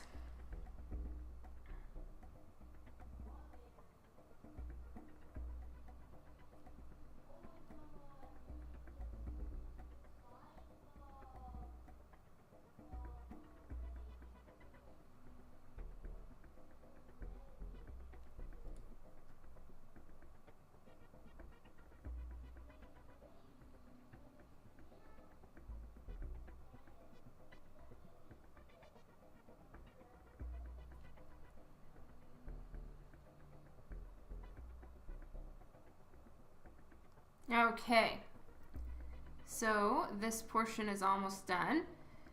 And really with lace, I kind of just scribble around and then I'll fix it up also in the inks. But having a loose hand while I'm working on this stuff, actually, for me, it really helps. Because otherwise I'll just kind of overthink it and kill it a little bit. Hello, Dinosauru. And thank you very much.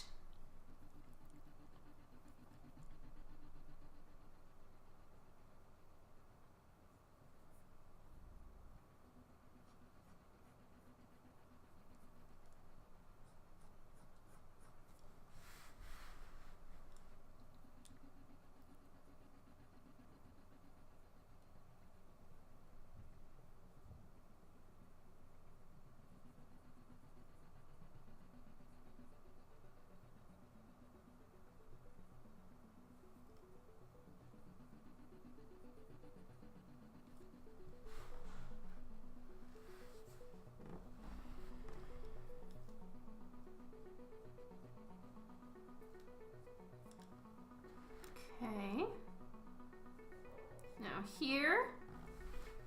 Hopefully you guys can see this. All right, see you back soon. Oh, thank you, Karen Comics. Okay, so now I'm gonna work on her lower thighs here. Or her mid thigh, actually. So this is where her thigh is. And for anyone who's just joined the stream, I do have the other, like the main version of the cover is underneath. And so that's why I've only got part of the body on in here, because I'm working on doing an alternate outfit.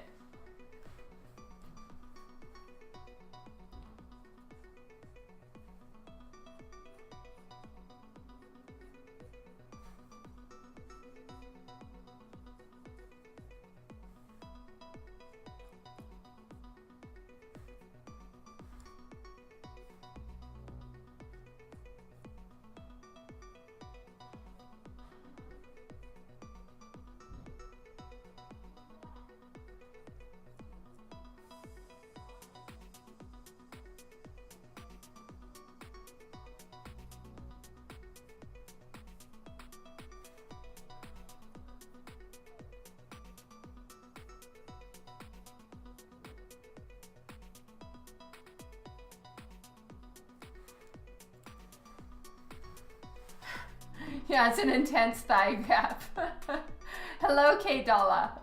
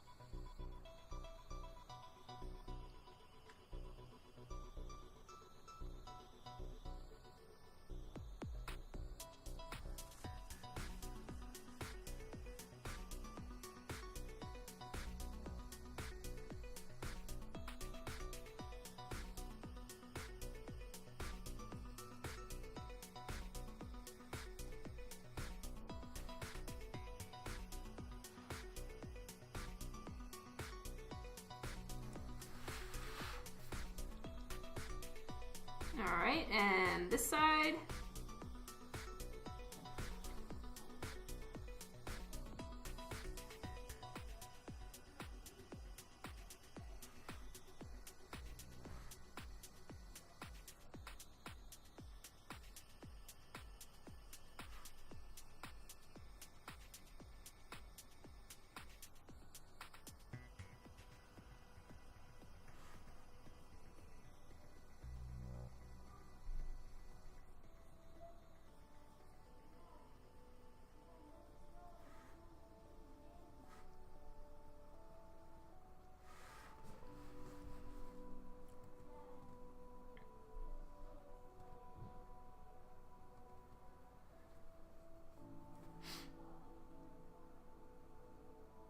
So again, this diamond, or this portion right here, and then all the little spike dealios, they're gonna be patent leather, and then the portions in the center are gonna be lace.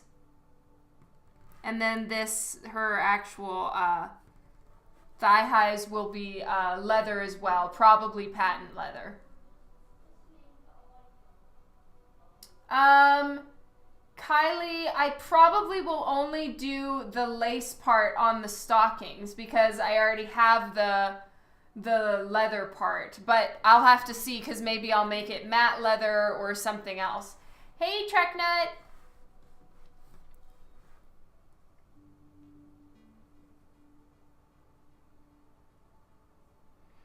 The point, though, in the coloring of them is to make it as different from the original color scheme as possible. So, you know, I'll just have to see what looks good.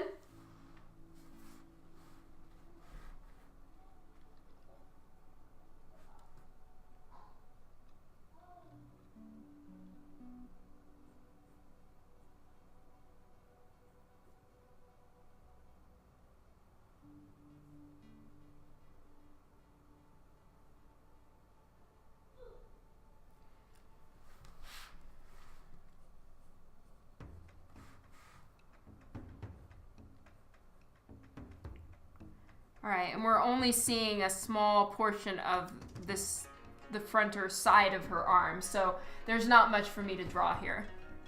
Just a tiny little bit.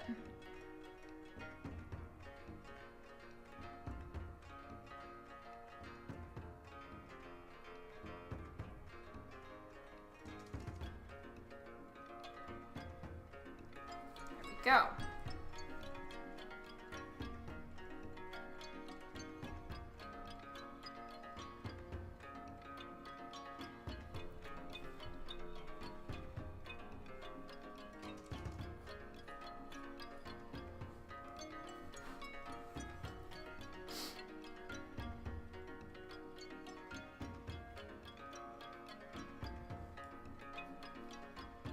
If I do some pendants hanging down from the side of her, from her thing here, then I won't do any hanging down from her bracelet, and it'll just be a plain bracelet.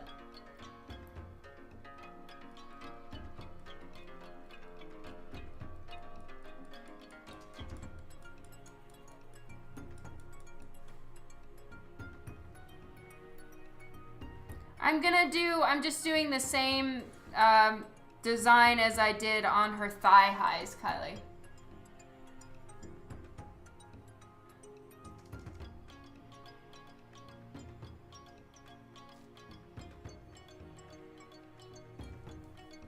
Okay, and it needs to generally be following the line that I had already for her thigh highs, not for any other reason than so that, you know, it's got the right perspective. If I did this coming up too high, I don't know, I think it could throw off the look of everything. So I'm just trying to make sure that it's generally following the lines that I already had for the other version.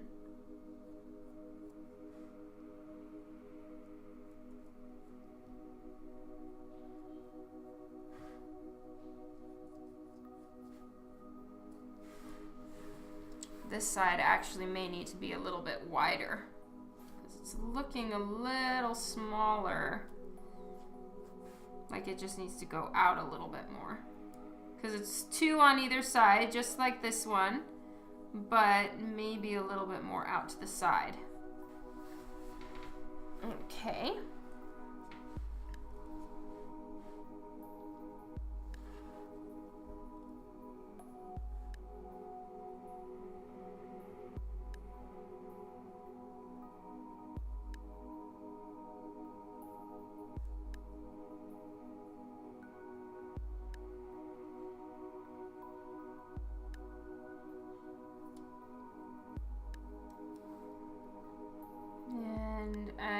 I'm not trying to make it a perfect mirror image, but I'm, you know, giving it a slight effort in having their form kind of the same for the lace.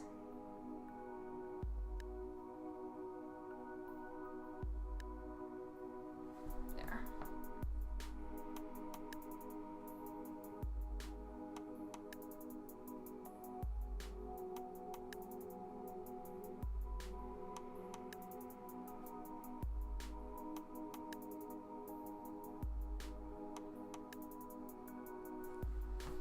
Go.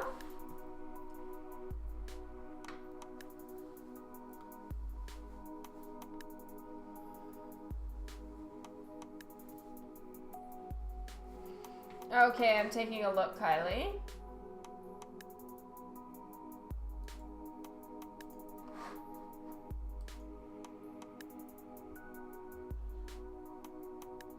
Yeah, those are pretty. Okay.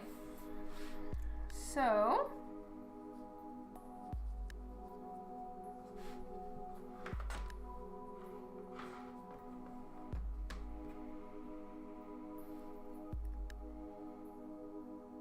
Here we go. Okay, I need to turn the lights off again so that I can see through and make sure her body and everything is in the right spot.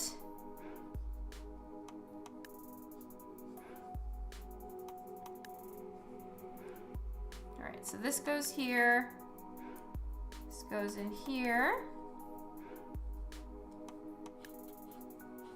Her hand is holding the sword, and actually maybe I'll use this area for foreshortening fun, since I do need somewhere where I can scribble a little bit.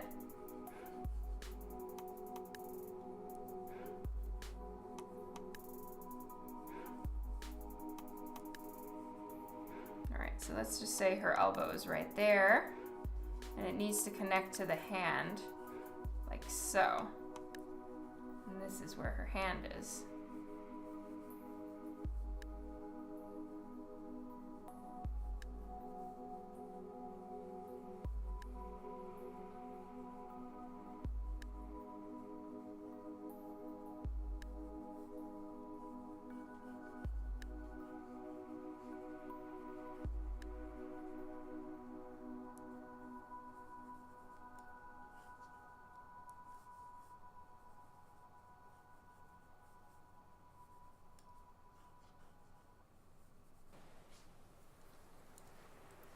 Hello, Symbiote! Oh, thank you, Kylie.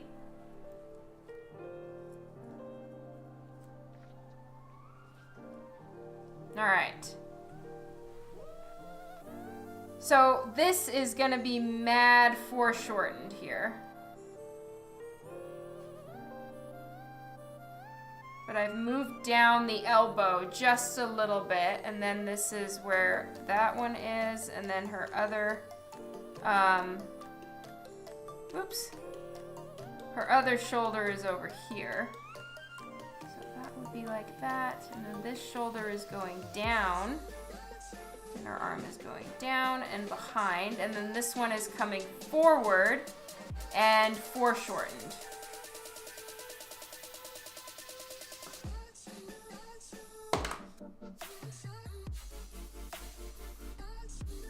All right. So now I'm just gonna decide real quick. I don't think we would even see this outside part of her arm that's holding the sword. So I'm not even gonna draw in the lace there because we won't see it. But it would be a little bit lower down like that, and then that's where her armpit is. And her shoulder is like so.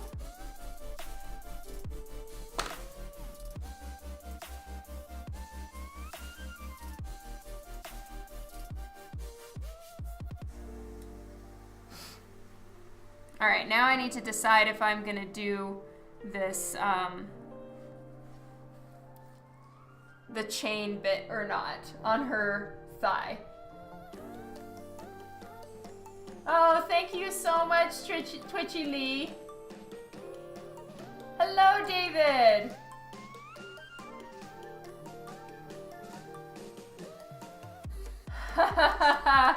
That's true, Gabriel.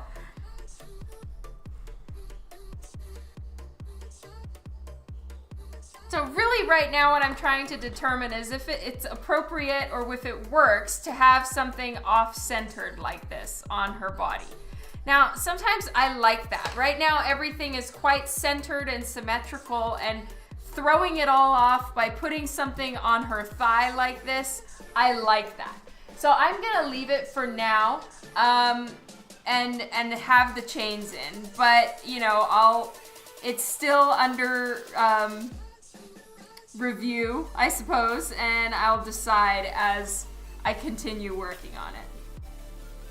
Because once I'm done with the patch here, I've shown you guys how to make a patch, and then I can go back in and work on some of the other parts, and her elbow is in the wrong place. Do that real quick.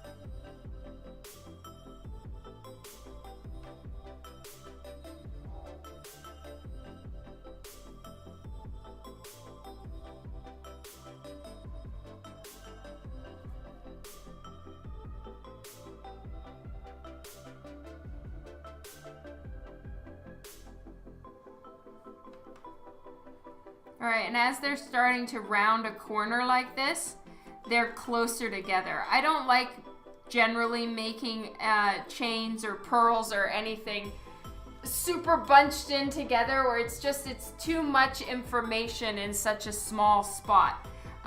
So that's why I'm giving them a little bit of room to breathe, and I'll just make it like a thin chain line to link them all. Yeah, I am. I am a little bit cold, Pat. Welcome to Canada in the wintertime.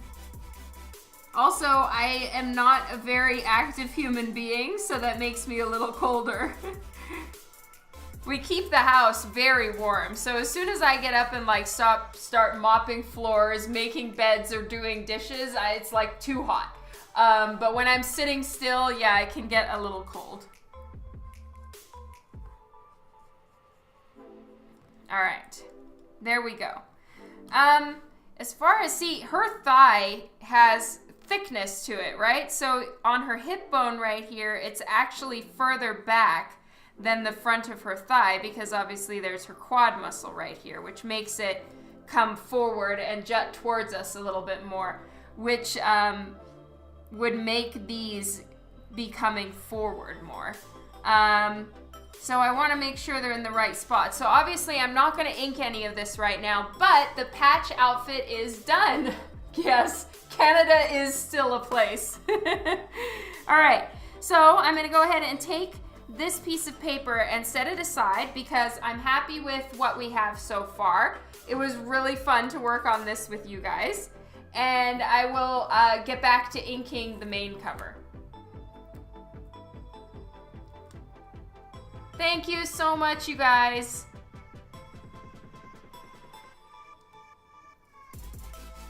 All right, and because I did the lint pickup with the tape, thankfully it's coming off easily without tearing the paper or pulling up any of the paper.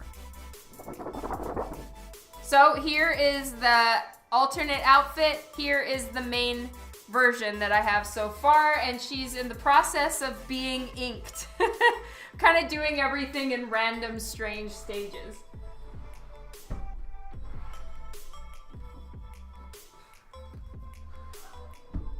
Oh, and I did a tiny bit more work on the Harley commission.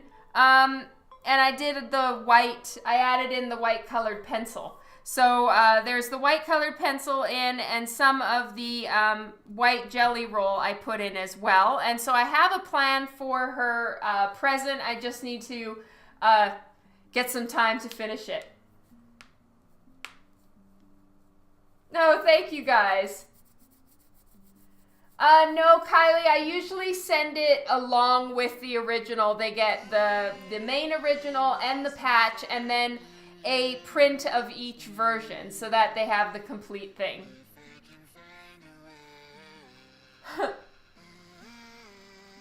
Oh, thank you, Scott. Thank you so much, you guys. All right, so that one I'll try to finish up on stream. fingers crossed. I may not make it to finish on stream, and I may just finish it at the holiday market because I don't know if I have any time to dedicate to commissions between now and then. All right, so what I'm going to work on now is something that I need to finish, and that is I didn't like this section of hair that I drew. So I'm going to zoom in a little bit more. It was all going out back like that, and there was too much open space here. And I want to give her an earring. Since I have so much room here, I can give her a nice long pendant style earring. So I need to give her an earring, which I would like to do right now, and then maybe move and make some of the curls of her hair going in an opposite direction from all this stuff that's going out to the side, because I felt like it was just too much parallel lines all going and it was getting boring. So I want to finish and fix all of this up right here.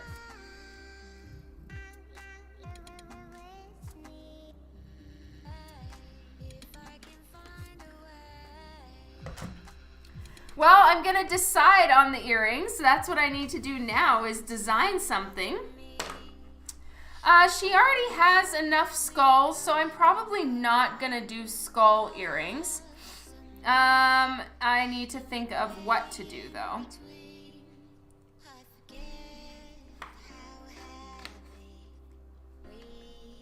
Yeah, I'm thinking along the same lines that Gabriel is, where it needs to match the pendant somehow.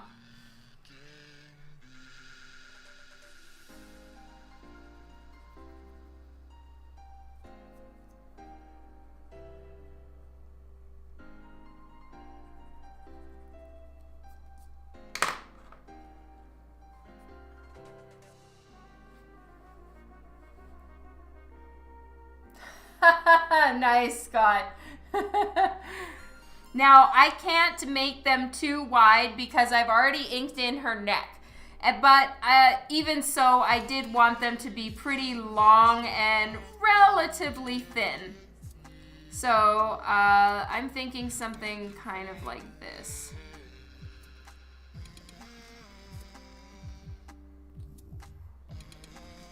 And I want them to be pretty heavy so that they wouldn't necessarily be blowing out with her hair. So I want them to be hanging pretty pretty heavily downward.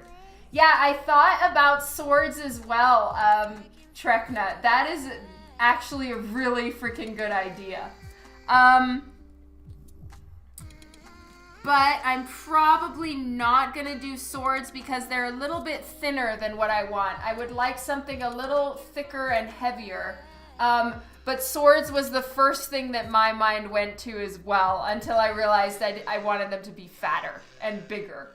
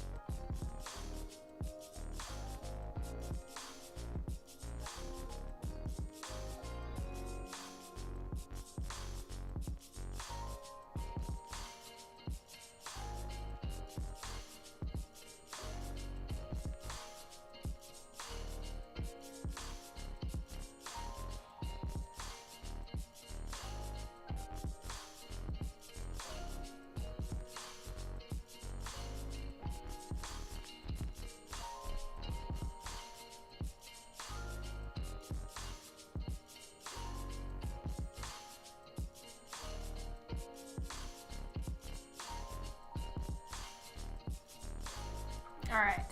So I've just got a nice long stone with like a metal backing on the back.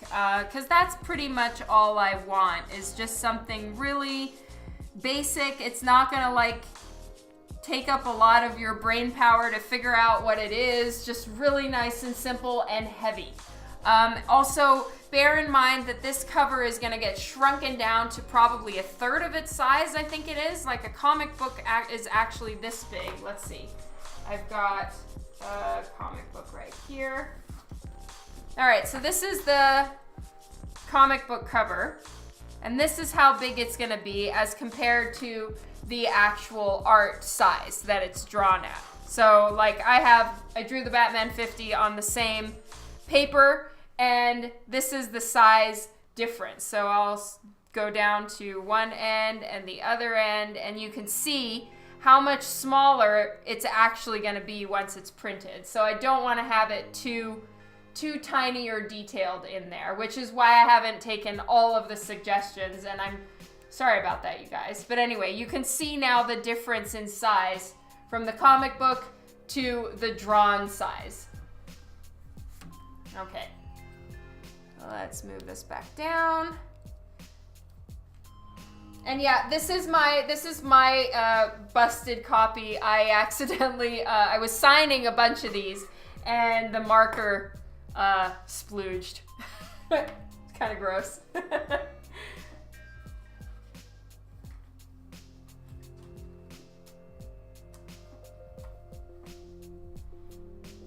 Hey, yes, I still have the Band-Aid on.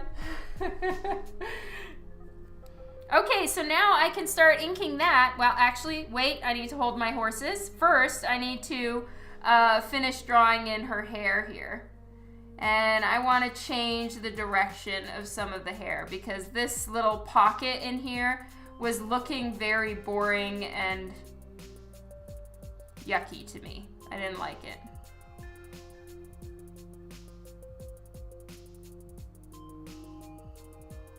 Granted, a lot of this should be in shadow, but still, I really wanted the hair blowing.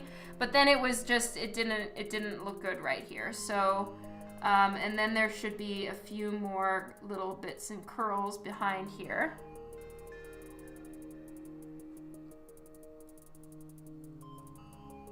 Because I want to finish out her hair too.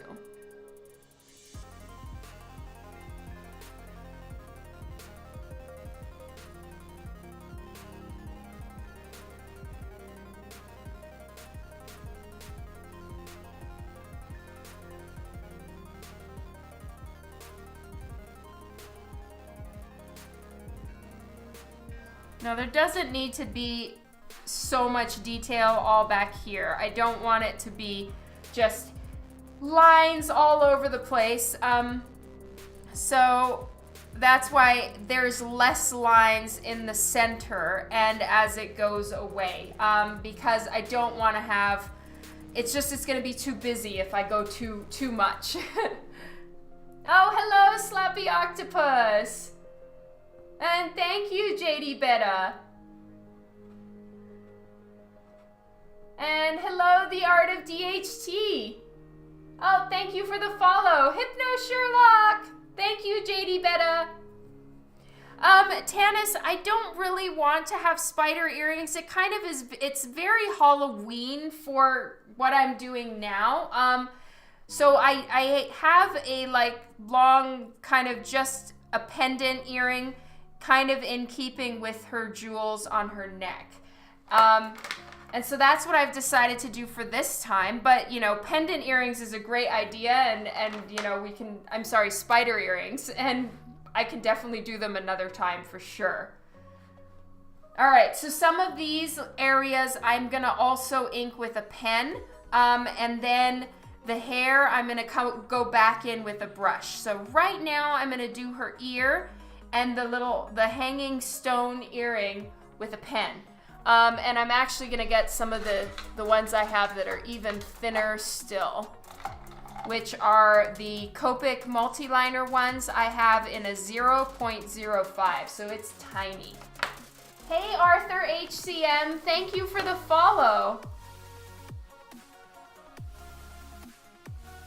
Theron, who loves Home Depot. Thank you so much. Yes, some soul gem earrings. Devin, hello.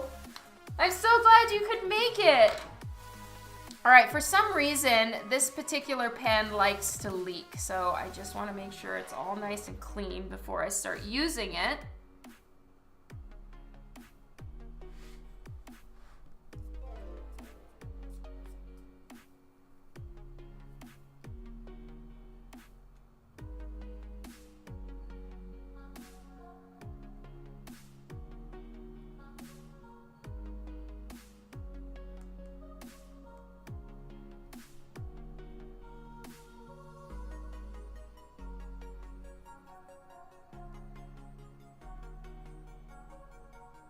Okay, so the stone is sitting on top of a metal base. So basically think of it as like it has a metal backing, and it's inset into that. Oh, was there more HypnoKitty and I missed it? Thank you so much for the follow, whoever you were. I'm sorry that I missed thanking you personally. You are kind of spared from me just making a total disaster of your name, though. So there's that plus. But anyway, thank you so much for following me.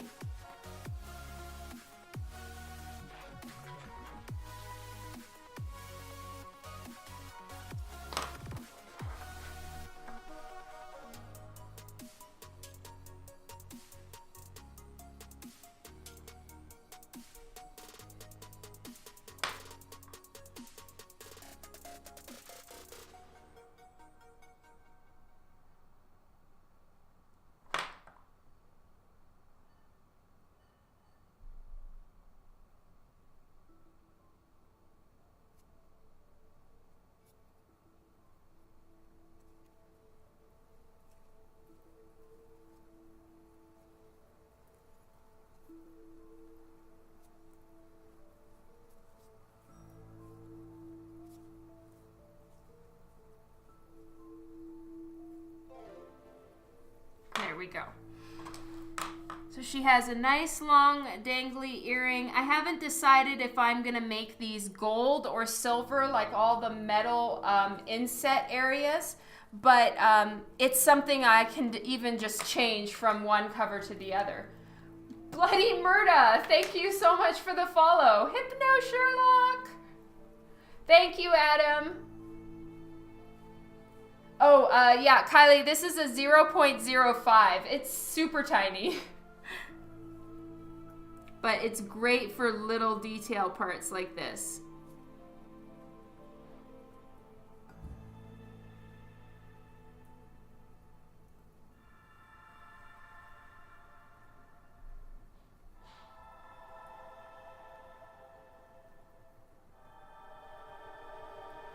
Alright, and then her hair is just, this is the nape of her neck, so I've just got a little bit of hair connecting back here.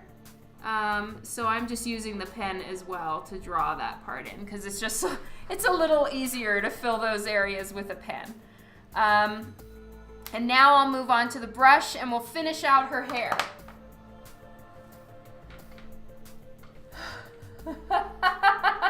That's awesome, Kylie. Jason has this one on lockdown. Jason Coates. Yes, JD Betta, I do. Thank you, Kylie. All right, sorry guys, for some reason, I guess up close, the webcam starts to lose focus. But I do want you guys to be able to see, oh, Jason's here. Hello. I want you guys to be able to see the line work and how the brush is. If it's too blurry for you, just holler at me. But for now, I'm gonna just give it a shot here. And let's see if maybe a little more light will help. I'm checking, I just need to wait. There's a bit of a delay.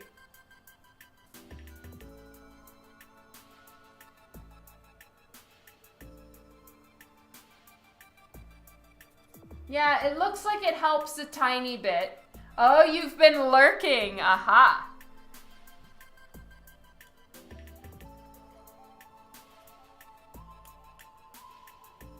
Okay, so I've switched to the brush.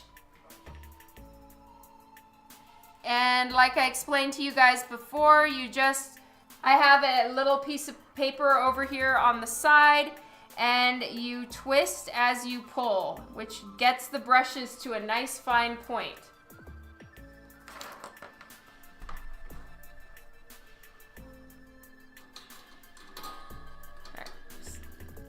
Sorry, everybody. There we go. Okay.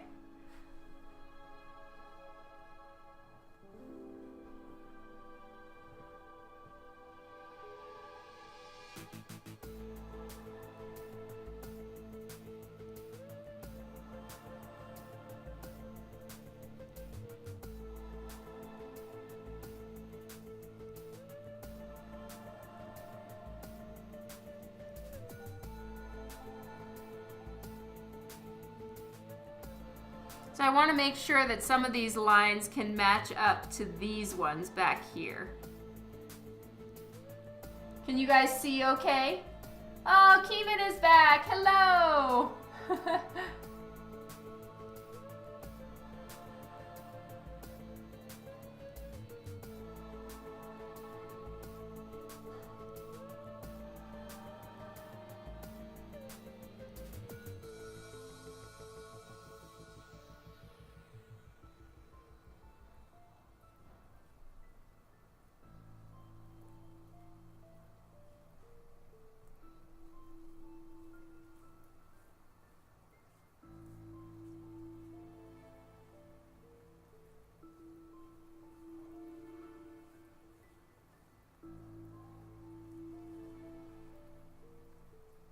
Now her hair is white, right?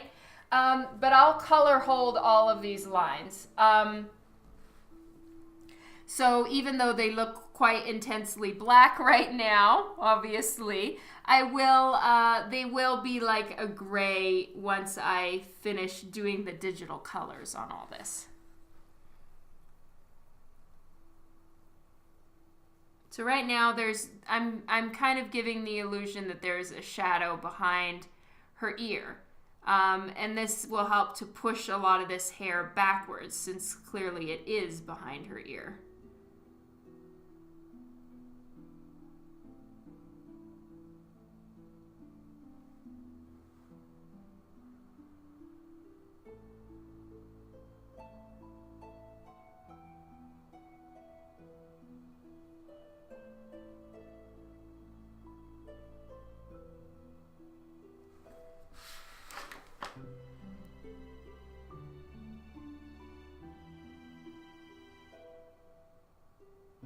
There's some hairs that are going in a different direction underneath, so I need to make this section of hair kind of clearly going off like that. And then here is some stuff from underneath and like under the nape of her neck that's curling around.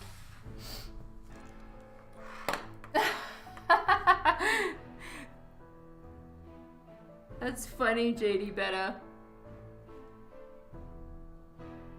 Okay, so again, these are also more little curly bits. And guys, I hold my breath when I'm doing this stuff, so I'm going to start mumbling and sounding all strange, but it's because breathing and talking while doing precision line work like this is kind of not always the best idea. It moves you, and then you don't have a clean line.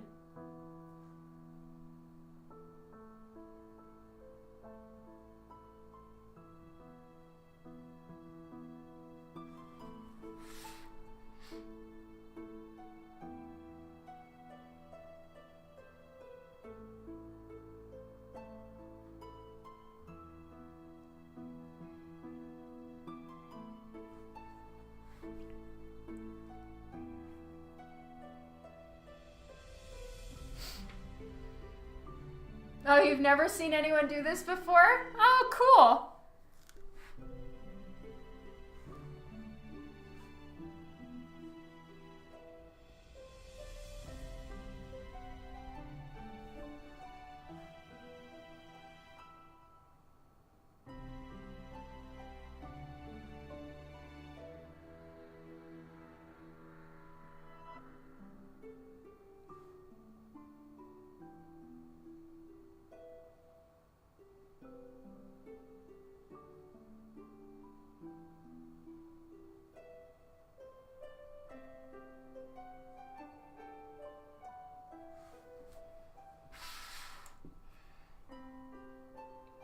So right now I'm just trying to do all the like thinner, curlier hairs that are at the nape of the neck. Oh, thank you, Juan.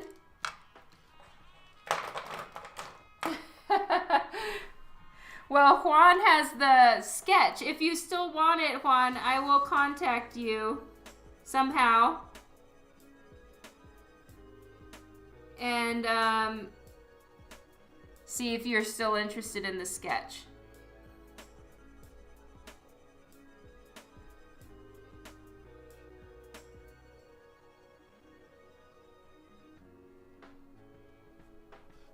All right.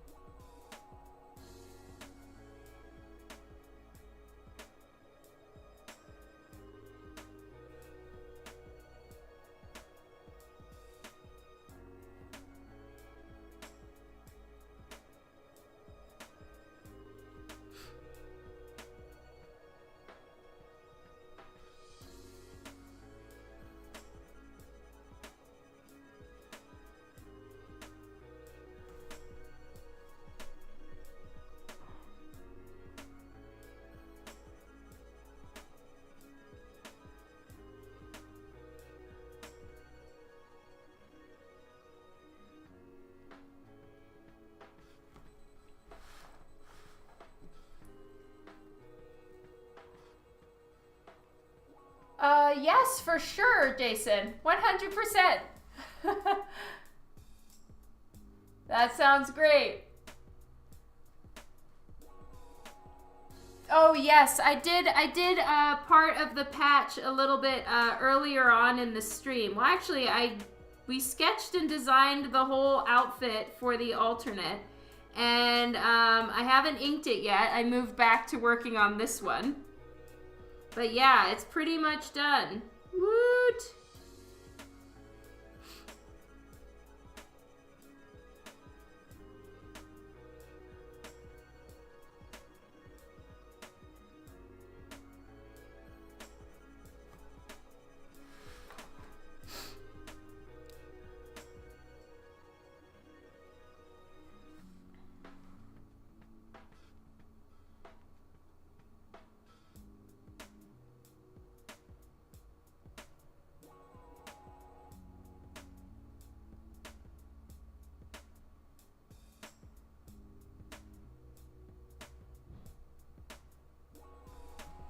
Okay, I think her hair is finished. Let's get the choker in. I just want to make sure this is dry. Yes, it is. This stuff dries really, really fast. So thankfully, you don't have to worry too much about, you know, messing with your lines and stuff. Oh, hey, Smooth Doggy. I'm glad that you like the music. I actually don't hear it. Pretzel is playing it, and I don't have my speaker on. Okay, let's get this choker in for now.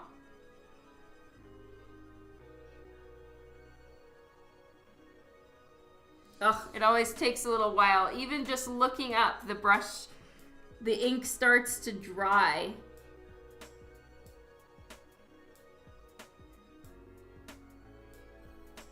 Go.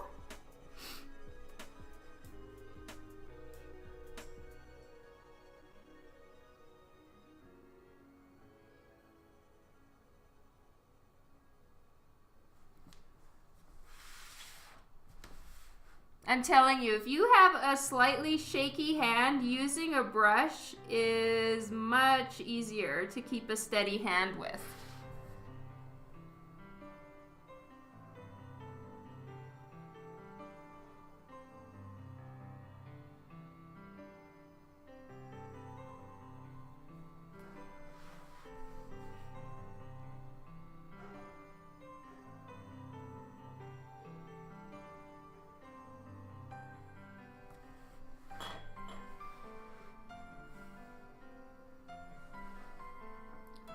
You know, right now, Devin, I'm using India ink. I prefer Sumi ink. It's like a Japanese,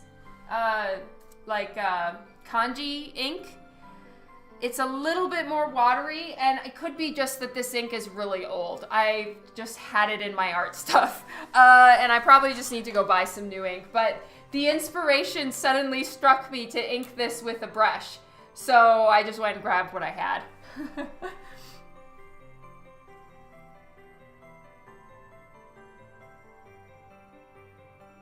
Ugh, it dried again.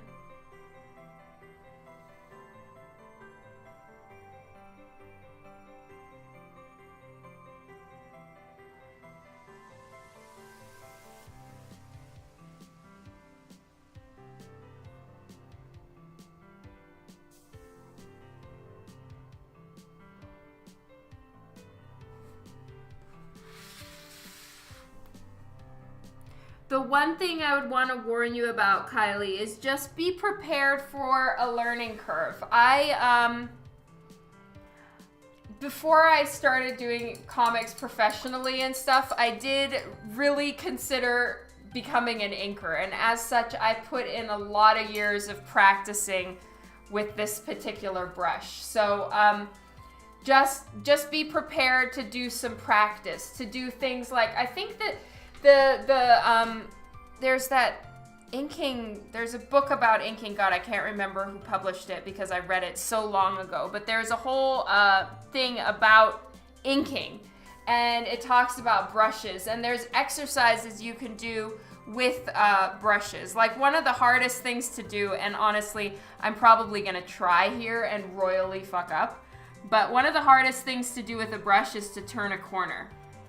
So if you can get to where you can do a circle like this with a brush, that's awesome. So practice things like that, because that's what's hard to do. So I did a lot of circle practicing, a lot of lines and thick to thin and all of that stuff. So just go, if you get a brush, practice with it a bunch, and don't, be patient with yourself, because it does take a while to get this to do what you want it to do. And I'm not saying that I'm there yet. It's just I have been using one of these. I haven't since Lore was a baby, but actually used it. But yeah, it's I'm trying to get back into it, because I do like the way that it makes the hairlines look and stuff. But yeah, it is frustrating when you start. Oh, thank you, JD Beta. And right now I have a contest running. Kylie's going to want to kill me, but I have a contest running. If you get anything off of my website in this month, you're in the running for a 11 by 17 commission from me, and I have 5 other prizes that I'm giving away on the Twitch party December 1st, 8 p.m. MST. So if you go to my website and you look up the contest tab, it's up at the top, you'll see. And I do have a whole contest thing going on right now. Sorry, Kylie.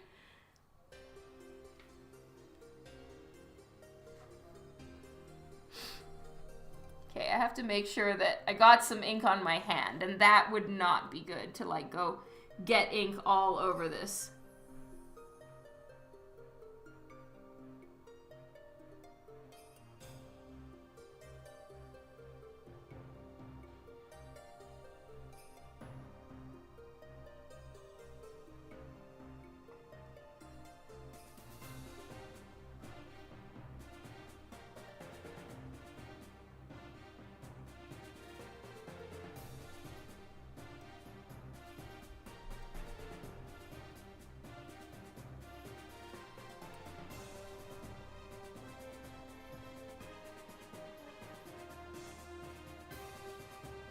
I had to go over that line. It was, the ink was a little too watery.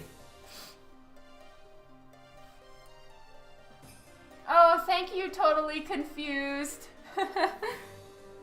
I hope they do as well.